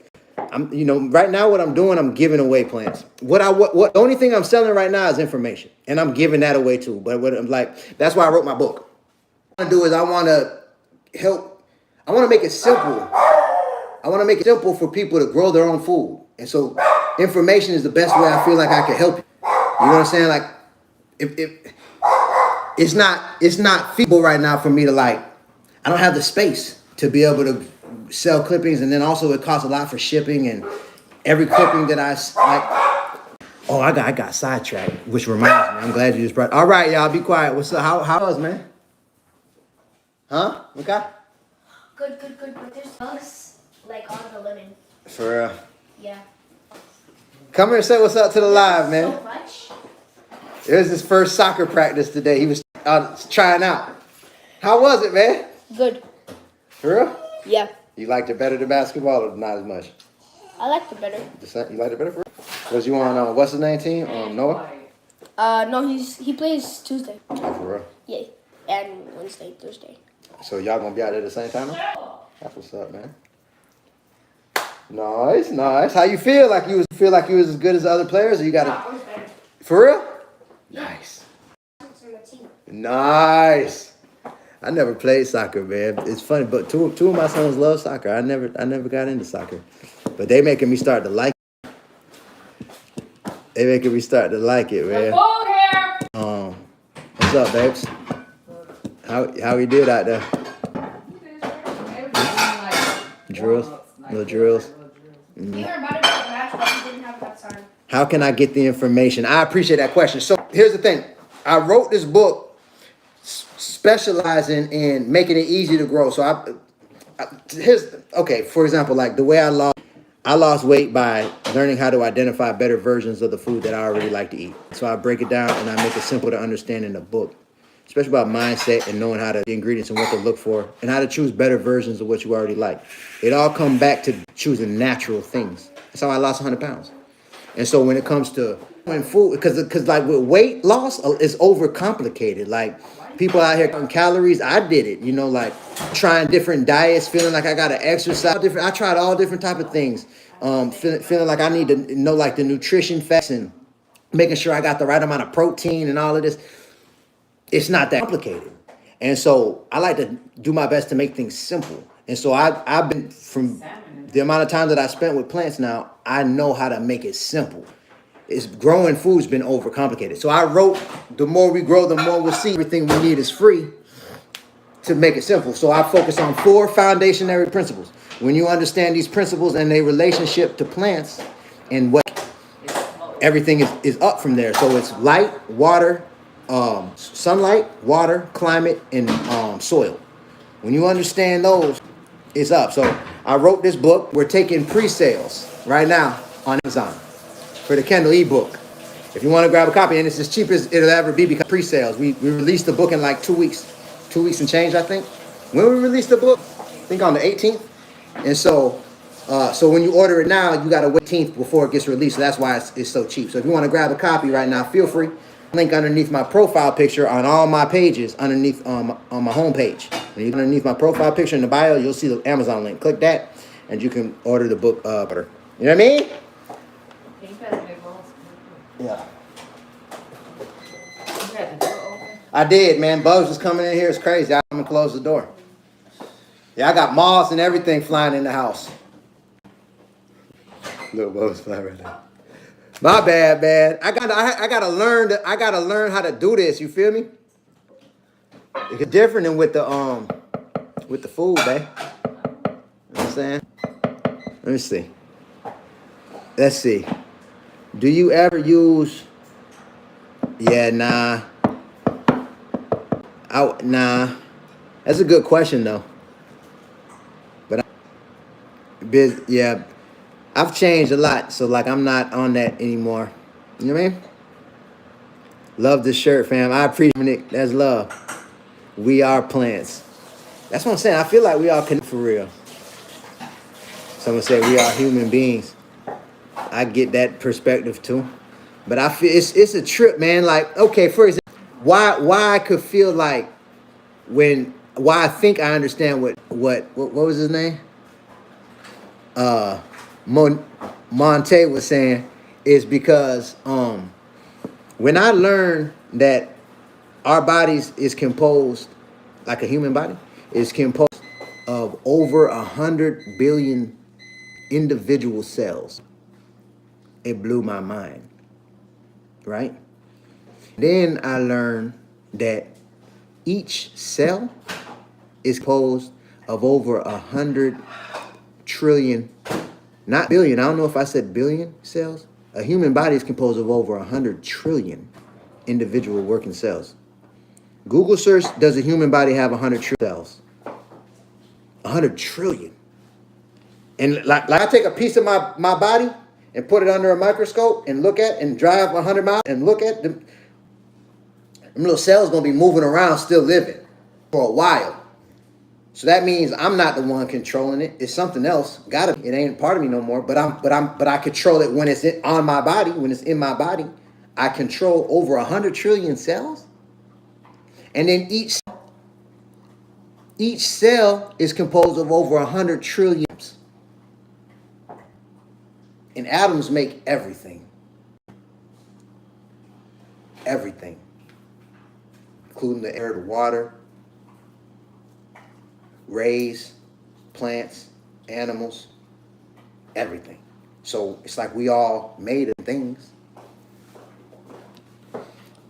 That's crazy. That's why I feel like it's so important that's why, because, here's the thing, like, a lot of times when I go live, I'll cook. You know what I'm saying? I love cooking. I love showing examples of, how I lost 100 pounds, eating what I like to eat. Hold on, TikTok, I'm about to come right back.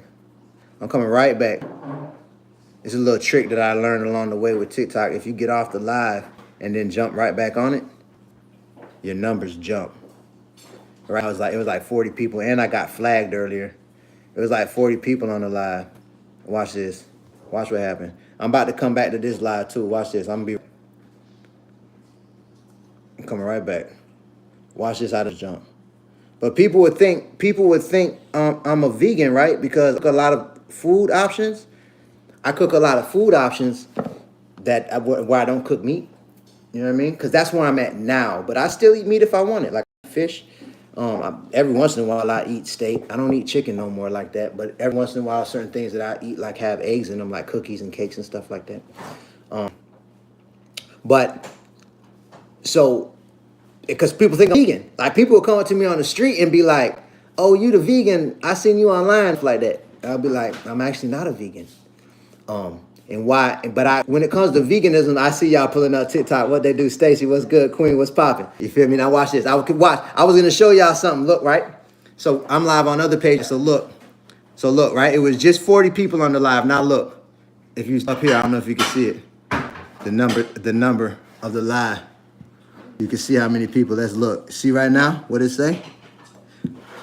Already at 72. Look at that. I see y'all pulling up. Look at 80. All you gotta do is jump off and jump back on. You know what I'm saying? And then shoot up. It's a trip. But anyways, people, I'm a vegan. I respect about veganism to get off animal. I see the wisdom of that. I genuinely do. I think one day I'll be completely over animal flesh. I'm not there yet. But like I say, if I want fish, I'll eat it. You know what I'm saying? If I want it, I'm gonna eat it. And so, but what I don't like about veganism or any other category that I've come across, there isn't a category that focuses on getting off chemicals and heavily processed foods, like how it focuses on getting off animal products. So when I was looking around, that's really what I am. Like, that's what my book is about. That's how I was able to lose the weight that I lost and everything. Like, I started getting off the chemicals and the heavily processed foods and being able to identify them and find natural options of what I like. Natural rice, natural pasta, natural cookies, natural cakes. So what I did, I was like, I'm about to create my own category. I'm about to create a new category, man. So I'm not a vegan, I'm a naturalite. Feel me? And a naturalite is someone who focuses on natural food options. And what I've learned by choosing natural options, my light intensified. Like, everybody be like, you got a light inside of you? My light was dimmed behind chemicals and heavily processed. It was dimming my light. And when I started to eat more natural foods consistently over time, my light started shining more. So, natural light. You feel me? I'm not a vegan, I'm a natural light. A natural light focuses on getting off some heavily processed foods and chemicals. Some natural lights eat meat, some don't. But a natural light does see the wisdom of the dietary laws laid out in the book of Leviticus, in the Bible. A natural light sees the wisdom in that. And all natural lights choose to read the ingredients and choose the most natural foods that they kind of fit they budget. And we ain't super strict like that. We ain't judging other people how they want to do what they want to do. That we ain't even moving like that. We just want to focus on eating natural options. You feel me? Do you know how to care for a catalete or blood? No, I don't. I don't even know what kind of plant that is. That's a good question though. I've been growing things for like 3 years pretty consistently. So I'm still relatively new. So I people with the foundation knowledge to where, and that's why I book. The more we grow, the more we see everything we need is free. If you don't really know how to grow anything, like if you tried and you kind of like feel like you don't got a green thumb, I can help you. The foundation where you'll be able to grow anything. I focus on 4 foundational principles in the awareness of how they relate to each plant. Is sunlight, water, climate, and soil. And so that's the focus of the book. And then also where to find all the other answers you need and how easy it is to find them. You know what I'm saying? And so that's how I can help. But with the details like that, I put in the book where to go get your answers, man. And I'm telling you, it's just about knowing how to ask the right questions with YouTube if you're a visual learner. And also ChatGPT is super good, especially if you're good with reading and getting information that way. And I explain how to find specific answers. So where once you understand the 4 foundational principles and you know where to get the rest of the answers, it's up, man. You'll start to see you're going to be growing foods. People are going to be saying going to be tripping you out. I watch you all the time. How do I get your books? Oh, man, I appreciate that. Right now, the only thing we're taking right now is pre-sales this week. We're only taking pre-sales for the more we grow, the more we see everything we need is free. Just because I got a goal to hit #1 on Amazon again. My first 2 books, we hit #1. And so I'm a 2-time best-selling author. So I'm shooting for 3. And so that's why only I'm taking is pre-sales for this. And it's only $10, $9.99 right now if you want to put order in for pre-order. And then we release it's the Kindle ebook. You know what I mean? So we got it set up with Kindle and Amazon. And so, if you want to grab a copy, feel free. Because this is going to be the cheapest that'll ever be right now, because we get it to the 18th. It's a pre-order. But everything that we get between now and the 18th, once we release it, all them sales hit the system, and then that number right there is the number that I'm in competition with everybody else that's selling books in those categories. And all I got to do is hit #1 in one of them. And I got it listed in 3 categories. And hey, we hit #1 in one of them, it's up. It's up. So that's what we're doing right now. So if you want to grab a copy, I got the link underneath my profile picture. If you want to grab a copy, feel free. Let me see. I want to send you food and vegetables. Girl, that'll be live. Where you live at, Prime? You down here in Miami? Yeah, I watch. That's me. I don't have a green thumb, and you want to know? Are you in Texas? Prime, that's live. Do me a favor. If you, damn, I ain't even got my link up. Our email, our customer service email right now is brilliantmindllc@gmail. Brilliantmindllc@gmail. If you email that email, My wife and my daughter and I, we chat every day. And so that's how you can get in contact with me. And then we can work out the details. If you want to send something lit, man, you know, that'd be super lit. I'd appreciate that for real. Out of Texas. What I was gonna say? Oh, about the green thumb. That I actually talk about that in my book. And it's like, I get it. Like I get the term green thumb, but I don't like it. Because when I used to think of a green thumb, I looked at it like it was like people born with a green thumb. Like if you don't got it, you don't got it. You know what I'm saying? But that ain't that for me, because that's what I used to think. And I tried growing plants, man. Like even if it was just flowers and like little I was giving throughout the years, it was multiple times I tried growing plants and they died relatively quickly. You know what I'm saying? And I'm like, damn, I ain't got no green thumb. It ain't for me. But then in 2020, and I talk about it in my book, when I chose to get real intentional. I chose to get intentional. Because when the pandemic hit, I realized how dependent I was on the grocery store. And when they were saying it was going to be I got scared. And I'm like, man, I need to know, I need to how to grow food for myself. I got to learn. I got to master agriculture. And as I was looking around, especially like the communities that I've lived in and stuff like that, like it's like nobody making grow food look cool. Like nobody really even thinking about it. Like as far as the circles I was in, nobody was even. So I'm like, man, and it mattered, man. Like it's scary how dependent I am, even to this day, how dependent I am of the grocery store. Even with what I'm growing right now, I don't got enough to sustain my family. We got some extras. We can go out there. It helps out a little bit, but I'm doing all this to practice. I need more space. You feel me? But what I really want to do is connect. Like forget bruh's name, but he said he was gonna send some stuff out from Texas. Look at that. That's just me. Look what's going on with that. He shoot me an email. We exchange information. He gonna send me out. And guess what? When I got some stuff he want, I'm gonna send it to him. So imagine if all of us got 30 people like that. It wouldn't take no, if you really like communicating with people and you growing and you going connecting with people that's growing in your area. If it was more of us that was just growing things, we would be able to offset our dependency to the grocery store. It just ain't enough of us doing it. And that's another thing, like when it comes, that's why I don't believe in the term green thumb. It's just I didn't understand plants and their relationship to water, sunlight, climate, and soil. I didn't understand how to make soil full of nutrients naturally, which is not hard. It's just 1/3 carbon, 1/3 nitrogen, 1/3 soil from out of the ground. Carbon is like wood chips and dried up wood leaves, just dead brown things. That's carbon. And nitrogen is like living green things. Like this is nitrogen, like fruit scraps, like banana peels and fruit that go old and vegetables that go old. All that's nitrogen. So 1/3 nitrogen, 1/3 carbon, 1/3 soil, equal parts. And you got nutrient dense soil just from doing that. You could put it in a garbage can, drill some holes in the garbage can so it gets some oxygen coming in there, and give it a few months, that everything gonna break down. It's gonna look like this. This came right out of my compost. You see how that soil look? Ooh, for the free. I got everything for free to make the soil. This kale plant, got it for free. The more we grow, the more we'll see everything we need is free.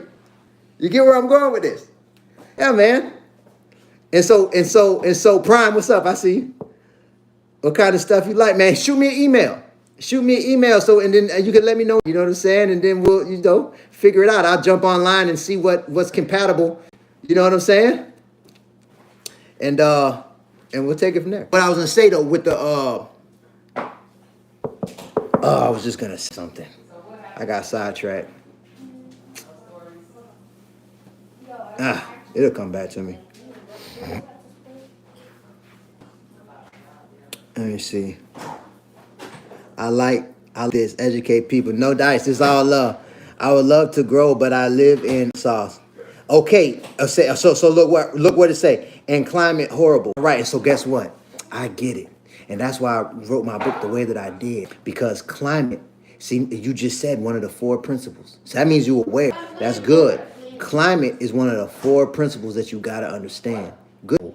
Every climate has plants that are compatible with it. You just got to learn which plants are compatible with your climate. And so I like to look at it like Like if you go outside in Arkansas right now, I'm sure it's cold. I'm sure a lot of plants probably looking brown. But guess what? There's all type of plants growing up underneath the ground. There's perennial plants that are in the area that are going to start flourishing as soon as springtime come around. You can set yourself up to where you getting plants year round. You can set yourself up. Or either most of the year you'll be getting plants. So it's just a matter of learning what plants are compatible in Arkansas. And like if you go outside, you're going to see plants. It's plants all over in Arkansas. So that lets you know the groundwork, the climate work, it just worked for specific plants. So if I were you, I would search what fruits grow best in Arkansas. What vegetables grow best in Arkansas. What fruits grow best, what fruits are best to grow right now in Arkansas. It's February. What fruits are best to start growing in March, April, May? You understand what I'm saying? If it makes sense what I just said, drop a 4 in the chat.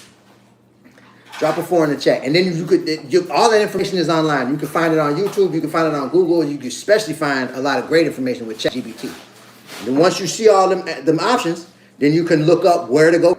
Look up the process of actually going through the details of making them. And that's why I say when you understand soil, water, climate, and sunlight, how much sunlight the plant like, if it like direct sunlight or partial sunlight. Once you understand those 4 principles, you can grow anything.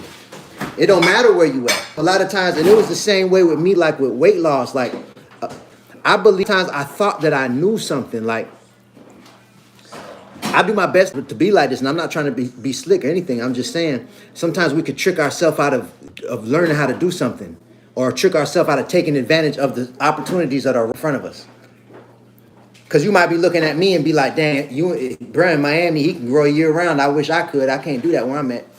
So as soon as you think that, you block your mind off from seeing the opportunities that are right in front of you. You could do things in Arkansas that I can't do. You get what I'm saying? I used to think that I knew what I needed to do to lose weight. I need to stop eating fast food. And I really believed that. So I just kept pushing it off. But I felt like I knew what I needed to do. It wasn't until I actually stopped eating fast food and stayed consistent. I lost like 20 pounds, but then I stopped losing weight. So then that's when I was like, dang, I didn't know. I thought I knew. You get what I'm saying? So it's the same with like growing. It don't matter where you at, man. There's stuff that can grow besides like if you like up there like where it's just like you in the Arctic. But guess what? Up there, there's even stuff up there that they using. It's people up there living. So it's feel what I'm saying? Like it's a way. I never knew you went live on here. What's good, bro? Warm Sun, I like the name. It's all love. How do you keep critters away? So with the compost, there's a method that I like, and I actually put a video up about it. I believe it's titled Composting for Beginners. I put it up on my YouTube channel, but I use it's a method that there's this dude that's got a lot of good information on YouTube. He's called the Millennial Gardener, and I learned it from him watching his video, his YouTube channel. But it's a method where you get a bucket. You get like a big trash can, like you know, like them plastic trash cans that got the bin on the top, and it can clip on the clip. And it's 5 gallons. You can get them from Lowe's for like $25, $20. Get one of those, and then you drill holes all through it, but not too big, like holes like this size. You can get you a drill and or even use a knife to poke them out. But you want some oxygen to be able to get in there. And then you some holes like this big on the bottom, probably 4 or 5 of them on the bin. And then you fill it up with a third soil, a third carbon, which is like dead brown things, and a third nitrogen, which is like fruit scraps and stuff like that. 1/3 of each. And then every once in a while you mix it, you know what I'm saying? And everything gonna break down, make sure it stay kind of damp. And then what you do, the critters out, you put the lid on it. So if critters out, you put the lid on it until you throw your fruit scraps in there, and your carbon in there to keep the mix growing, you know what I'm saying? That makes sense? I hope that helped. Need that shirt you're wearing. Oh, that's love. There's a few people that asked for the shirt now. It's actually to cover my book. Look. So yeah, that's what I'm talking about, man. Helping people learn how to grow food is not hard. The more of us that do it, the better we're gonna be.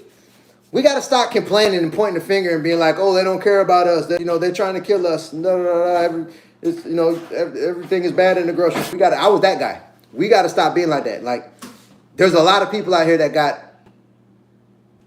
an apartment, a townhouse, or a home property. Every one of those areas, you can grow some plants.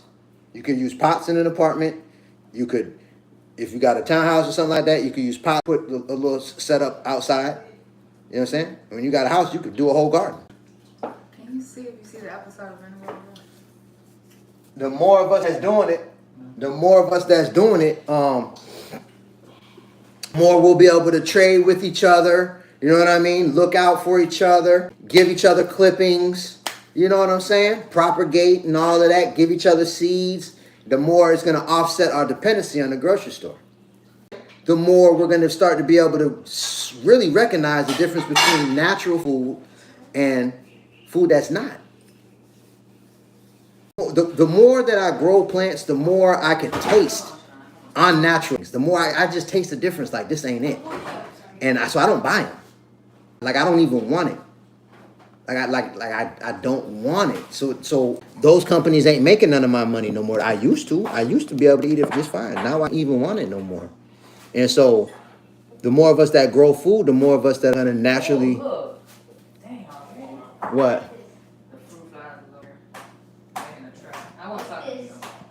Yeah, man.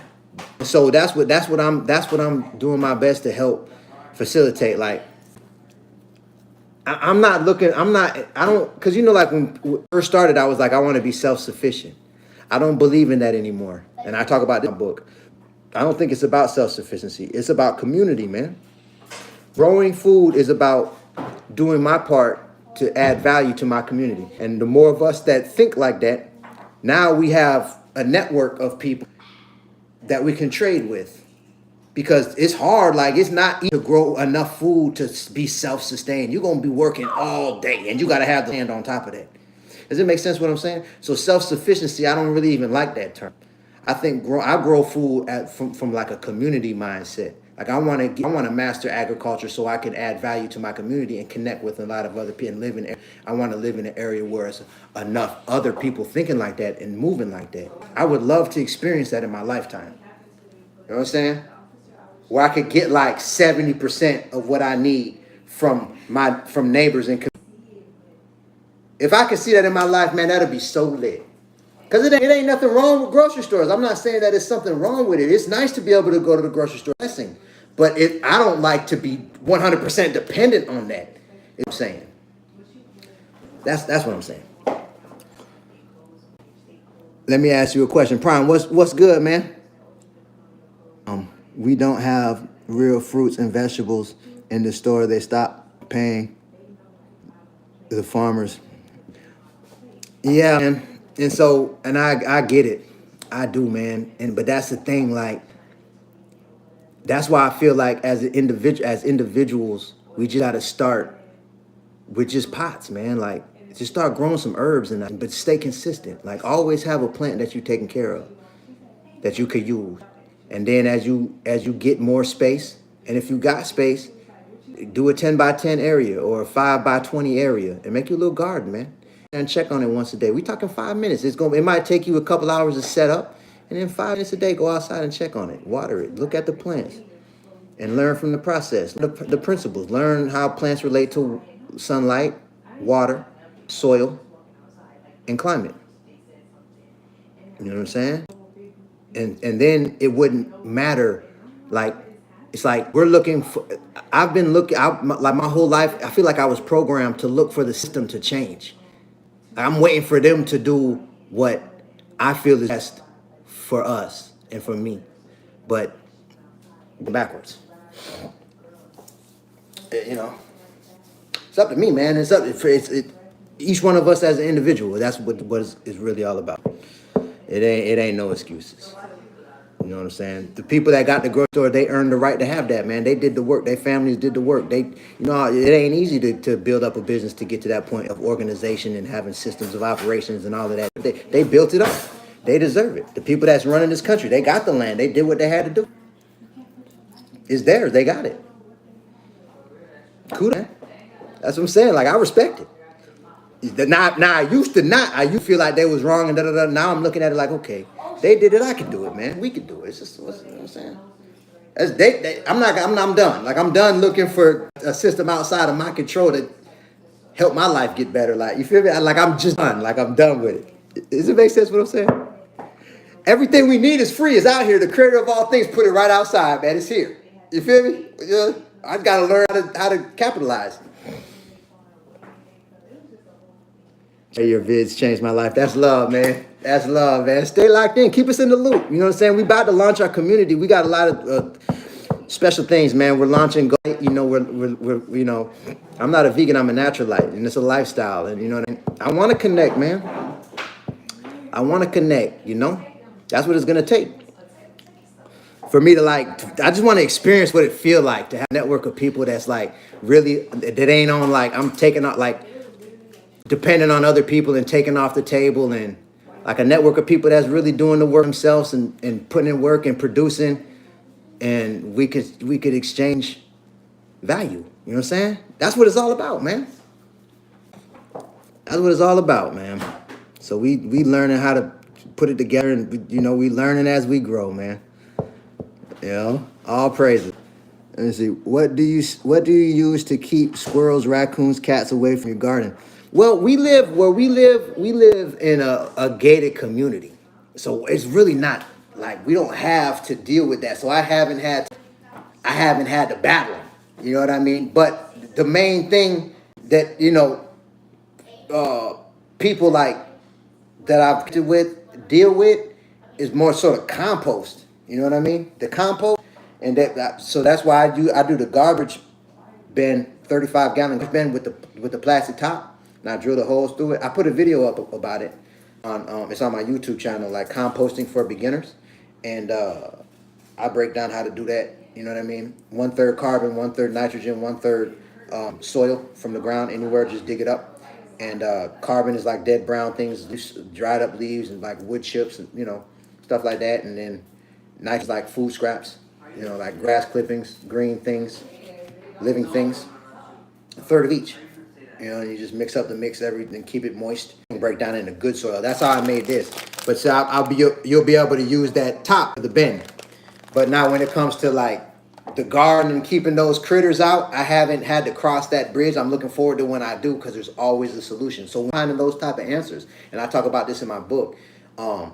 My favorite place to go now is actually ChatGPT to get answers. My second favorite is YouTube because I'm a visual learner. So let's say, for example, if you got a garden and let's say you in Nebraska, right? And let's say you're dealing with a critter getting your carrots, and you haven't figured out how to stop them. I would search up, me personally, this is what I would do. I would search up on YouTube how to stop critters from destroying my carrots in Nebraska. And I would watch them videos that pop up. Or I might say how to stop critters from destroying my carrots naturally in Nebraska. And the videos are gonna pop up. I watch them, and then I ask ChatGPT. I'll ask ChatGPT. If you're familiar with ChatGPT, if you've never used it, drop a yes in the chat. If you've never used it, put me. Matter of fact, that make more sense. If you've never used ChatGPT, put me in the chat. Let me see who locked in. Okay, DJ never used ChatGPT. Because I'm trying to see who I can help with this piece of information. If you've never used ChatGPT, put me in the chat. Tracy, what's down and what's good? I see you, Skyo. Okay, good. Good. Look, I don't even know how to pronounce your name, but I see you, man. Stone, what they do? Chrissy, what's good? Val, what's up? Okay, so good. Okay, ChatGPT. You could go to the App Store, Chat, ChatGPT, right? So it's artificial intelligence. And some people feel like, oh, artificial intelligence is the thing is going to destroy the world, and the genie's out. The genie out the box. So it's, you know what I mean? It's too late. You feel me? So like you might as well, the way I look at it, like I might as well learn how to use it to my advantage, because if I don't, I'm going to get left behind. That's just what it is. Like I remember when the internet came out and people thought it was crazy. I remember when cell phones came out and it was only for rich people. So it's up. So I highly encourage you to start taking advantage of it because it's a lot changing real fast. And right now, it's like a golden era for information with T, and how much help you can get from it is incredible. So this is why I bring it up. This is how I would encourage you to. You can get it for free. You download it for free. And so this is how you use it. It'll be a little search box that pop up just like Google or whatever. You click it, and let's say the example about like stopping critters, and you live in Nebraska.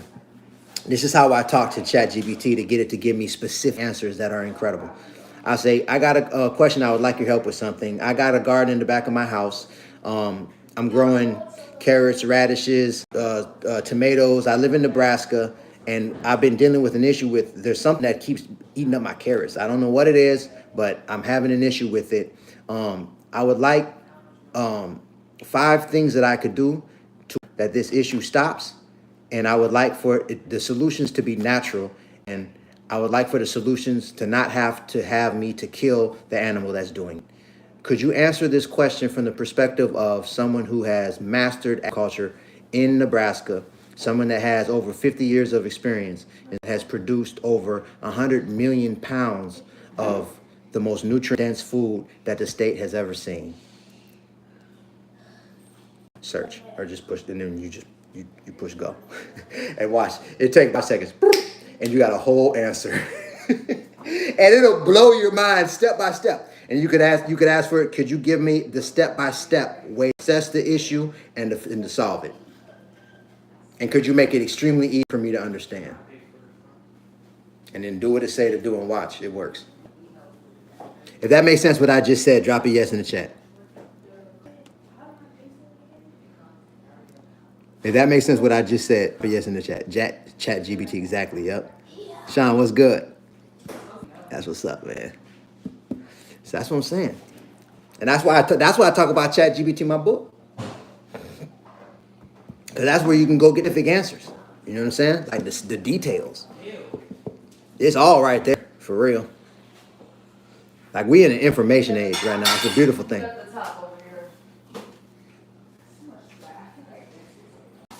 Yes, okay, I'll start using it. Like you told me, asking questions. Do you have to put a service? Nah, they got a free one, and then they got one that's paid. I got the paid one. It ain't even expensive. I think it's like less than $20 a month or something. I pay for, and the paid one is like better than the free one, but the free one is amazing.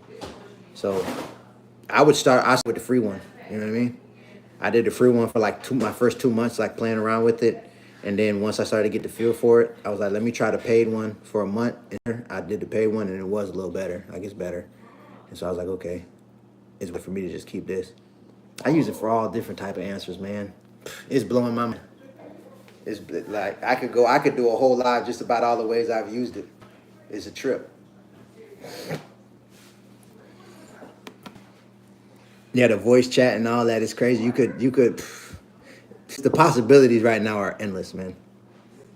And now it's getting like, I don't know if y'all heard about the DeepSeek situation, but now it's another company that created the AI that basically what they did, they got more of the smart chips that they need to be able to like large scale for people to use it on their phones. So it's called DeepSeek, and it's like BT, but they made it way cheaper. But it does the same thing. And what it does is it basically just copied ChatGPT. It just prompted and copied, prompted and copied, prompted and copied. So basically, it's like a clone, but different group of people that own it. And basically, they just pirated the whole situation. It's crazy. Like the things that are going on right now. Like to me, that right there, that's wrong. Whoever did that is wrong. Like you is a thief. But it's sliding just like a lot of other things that ain't right are sliding right now. And then what's bad that though, it just came out. I just found out that with DeepSeek, own everything. So whatever you ask them for, or if they create documents for you, or if it does anything, whatever that it spit out for you, it own that. So you can't use that like you own it. Even if you ask the specific questions and got answers and put your spin on it and it came out of your instructed, it don't matter. If it come out of that program, DeepSeek, it owns it. You don't. And if you use it, and then they can come after you for that down the line. So there's gonna be a lot of people that have issues with that diamond line watch. Watch what I tell you. So that's the point what I'm trying to make. Right now is a sweet time to take advantage of AI. I'm gonna be real with you because who knows how long it's gonna be sweet like this. I'm just gonna leave it like that. All right. Melina, I appreciate that. I love your video. What was your first plant you grew? I don't even know, man. The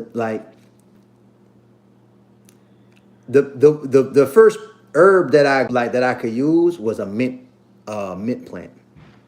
I actually took that plant in my book. I got a little pot and I grew the mint, and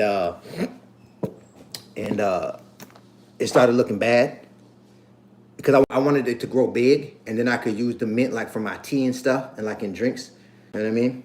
At that time, I used to drink more, and I used to like what you call them, mojitos with the mint leaf.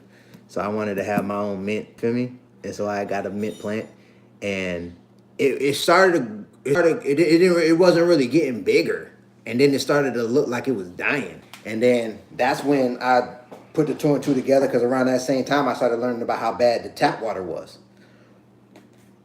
and so I was like, okay, let me use spring water instead, and I started watering it with the spring water because the leaves were starting to hang over, it was starting to look bad, and then it, like in no more than 2 days, like it had perked back up. And some of the leaves died and fell off, then new growth started coming out. And that's how I learned that the tap water was real bad for. That's how I learned that lesson, was with the mint leaf. The mint. That's why it's good to just start with plants in the pots, you know what I mean? And that's why I wrote my book, you feel me? That's why I wrote my book. The more we grow, the more we'll see. Everything we need is free. You know? You can propagate this. This is a kale plant that I just propagated on this live. And I'll be going live every day this week because I'm promoting my book, you know, and we're taking pre-sales. If anybody want to grab a copy, feel free. We got the Kindle ebook available on Amazon right now, and I got the link underneath my profile picture.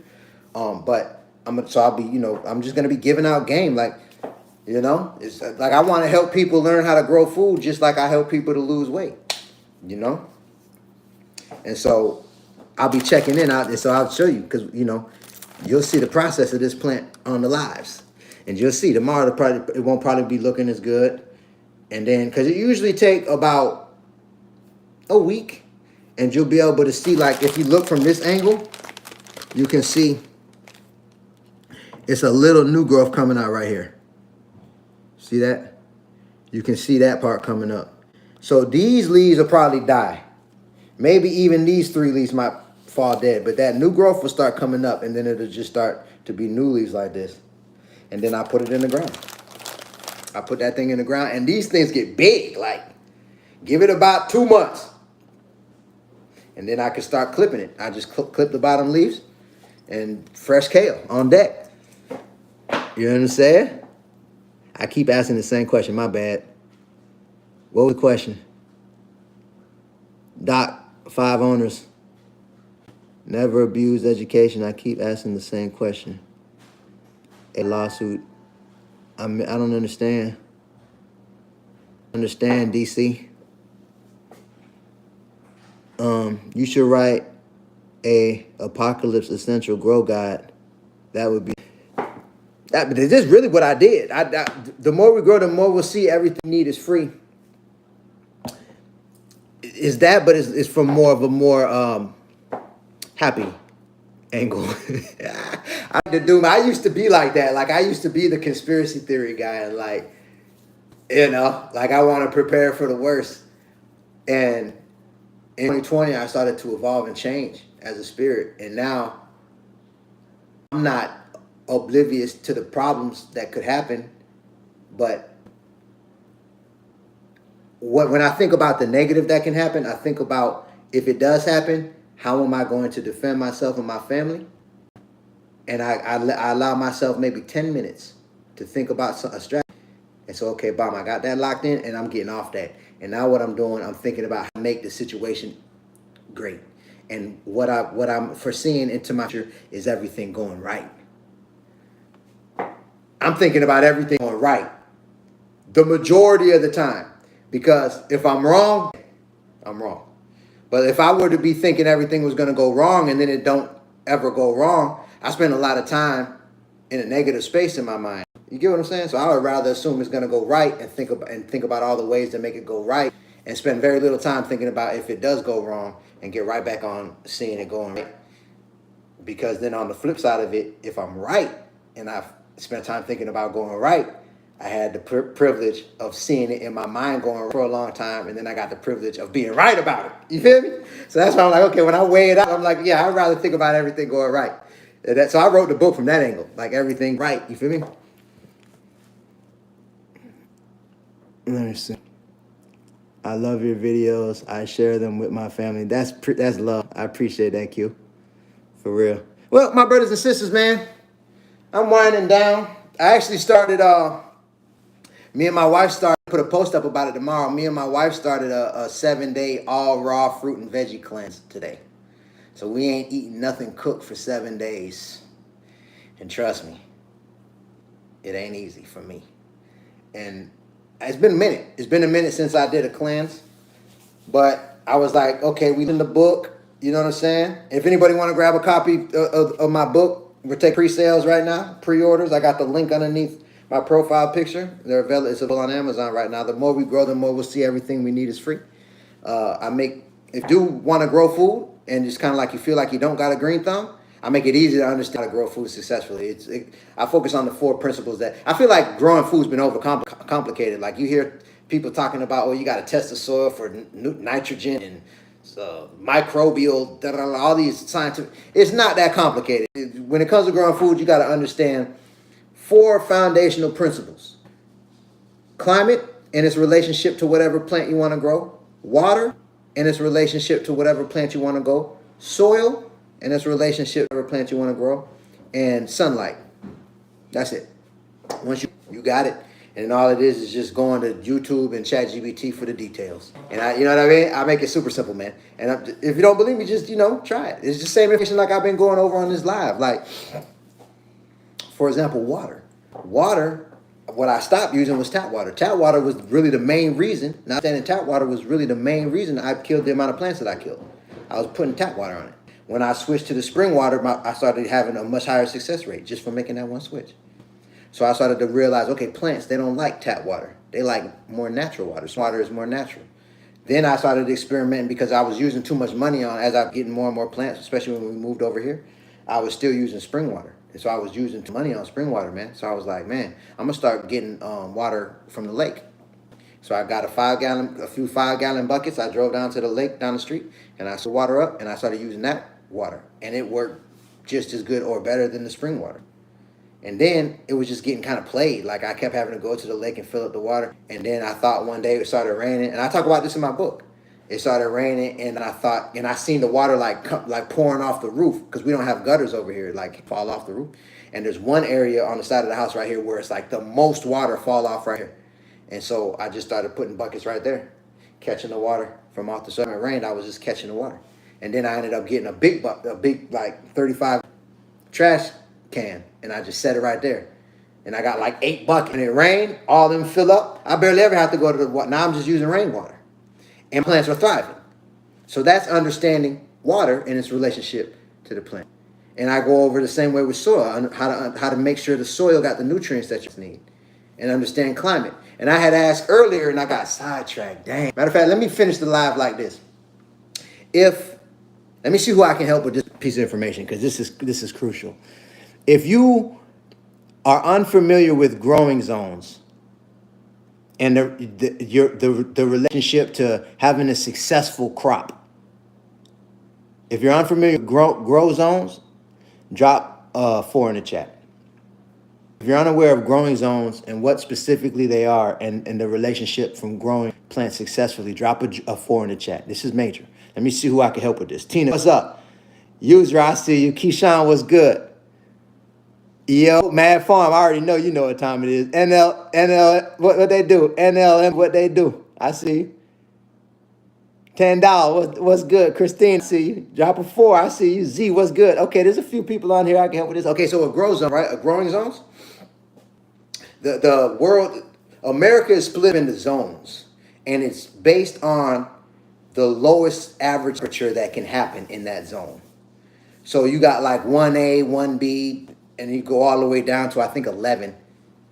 So you got like 1A, 1B, 1C, I think, and then it's like 2A, 2B, 2C, 3, then you got 4, 5, and it's by temperature.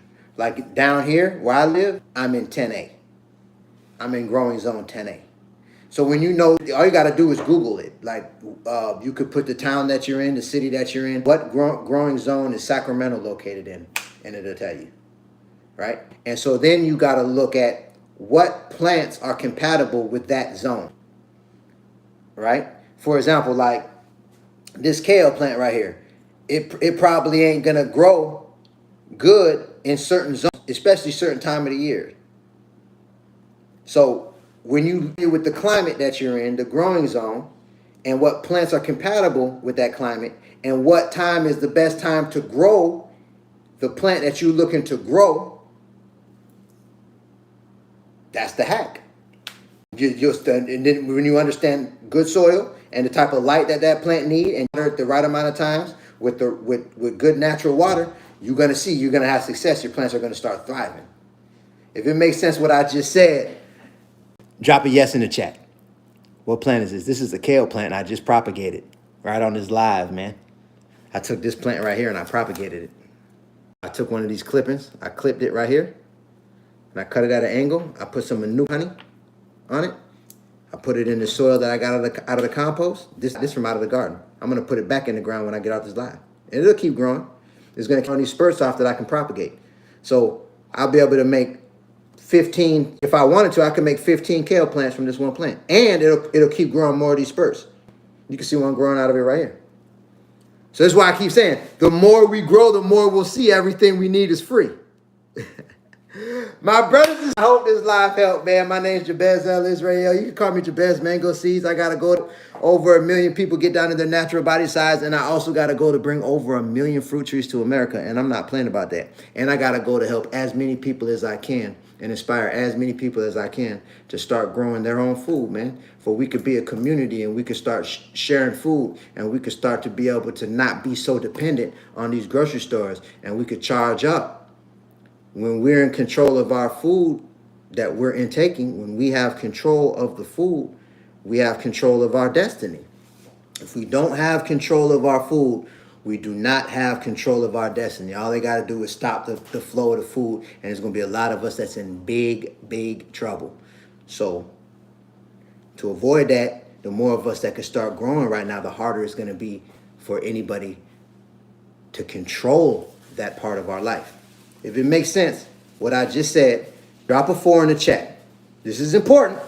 Drop a 4 in the chat if it makes what I just said. It's just reality. It's the reality. It ain't enough that's growing food, man. It's important, man. And it's lit. It make me a better person to grow food. It make me smarter. It make me more capable. It make me more wise. The process of seeing plants all the way through, man, it just changes you. So that's why I wrote my book, The More We Grow, The More We'll See. Everything we need is free. It ain't about having green thumb. It ain't no such a thing. It's a matter of understanding core principles and knowing where to get the answers that you need. And I break it down. I make it simple in the book. We're taking pre-orders right now. Stuff about it. If you want to grab a copy, I got it. We got it available right now, Kindle ebook on Amazon. So if you look on my homepage, underneath my profile picture, if you go on homepage, you'll see the link where you can click it and you can grab a copy pre-order right now. My sisters, I hope this live helped, and just know I love you, man. Prayers up, blessings up.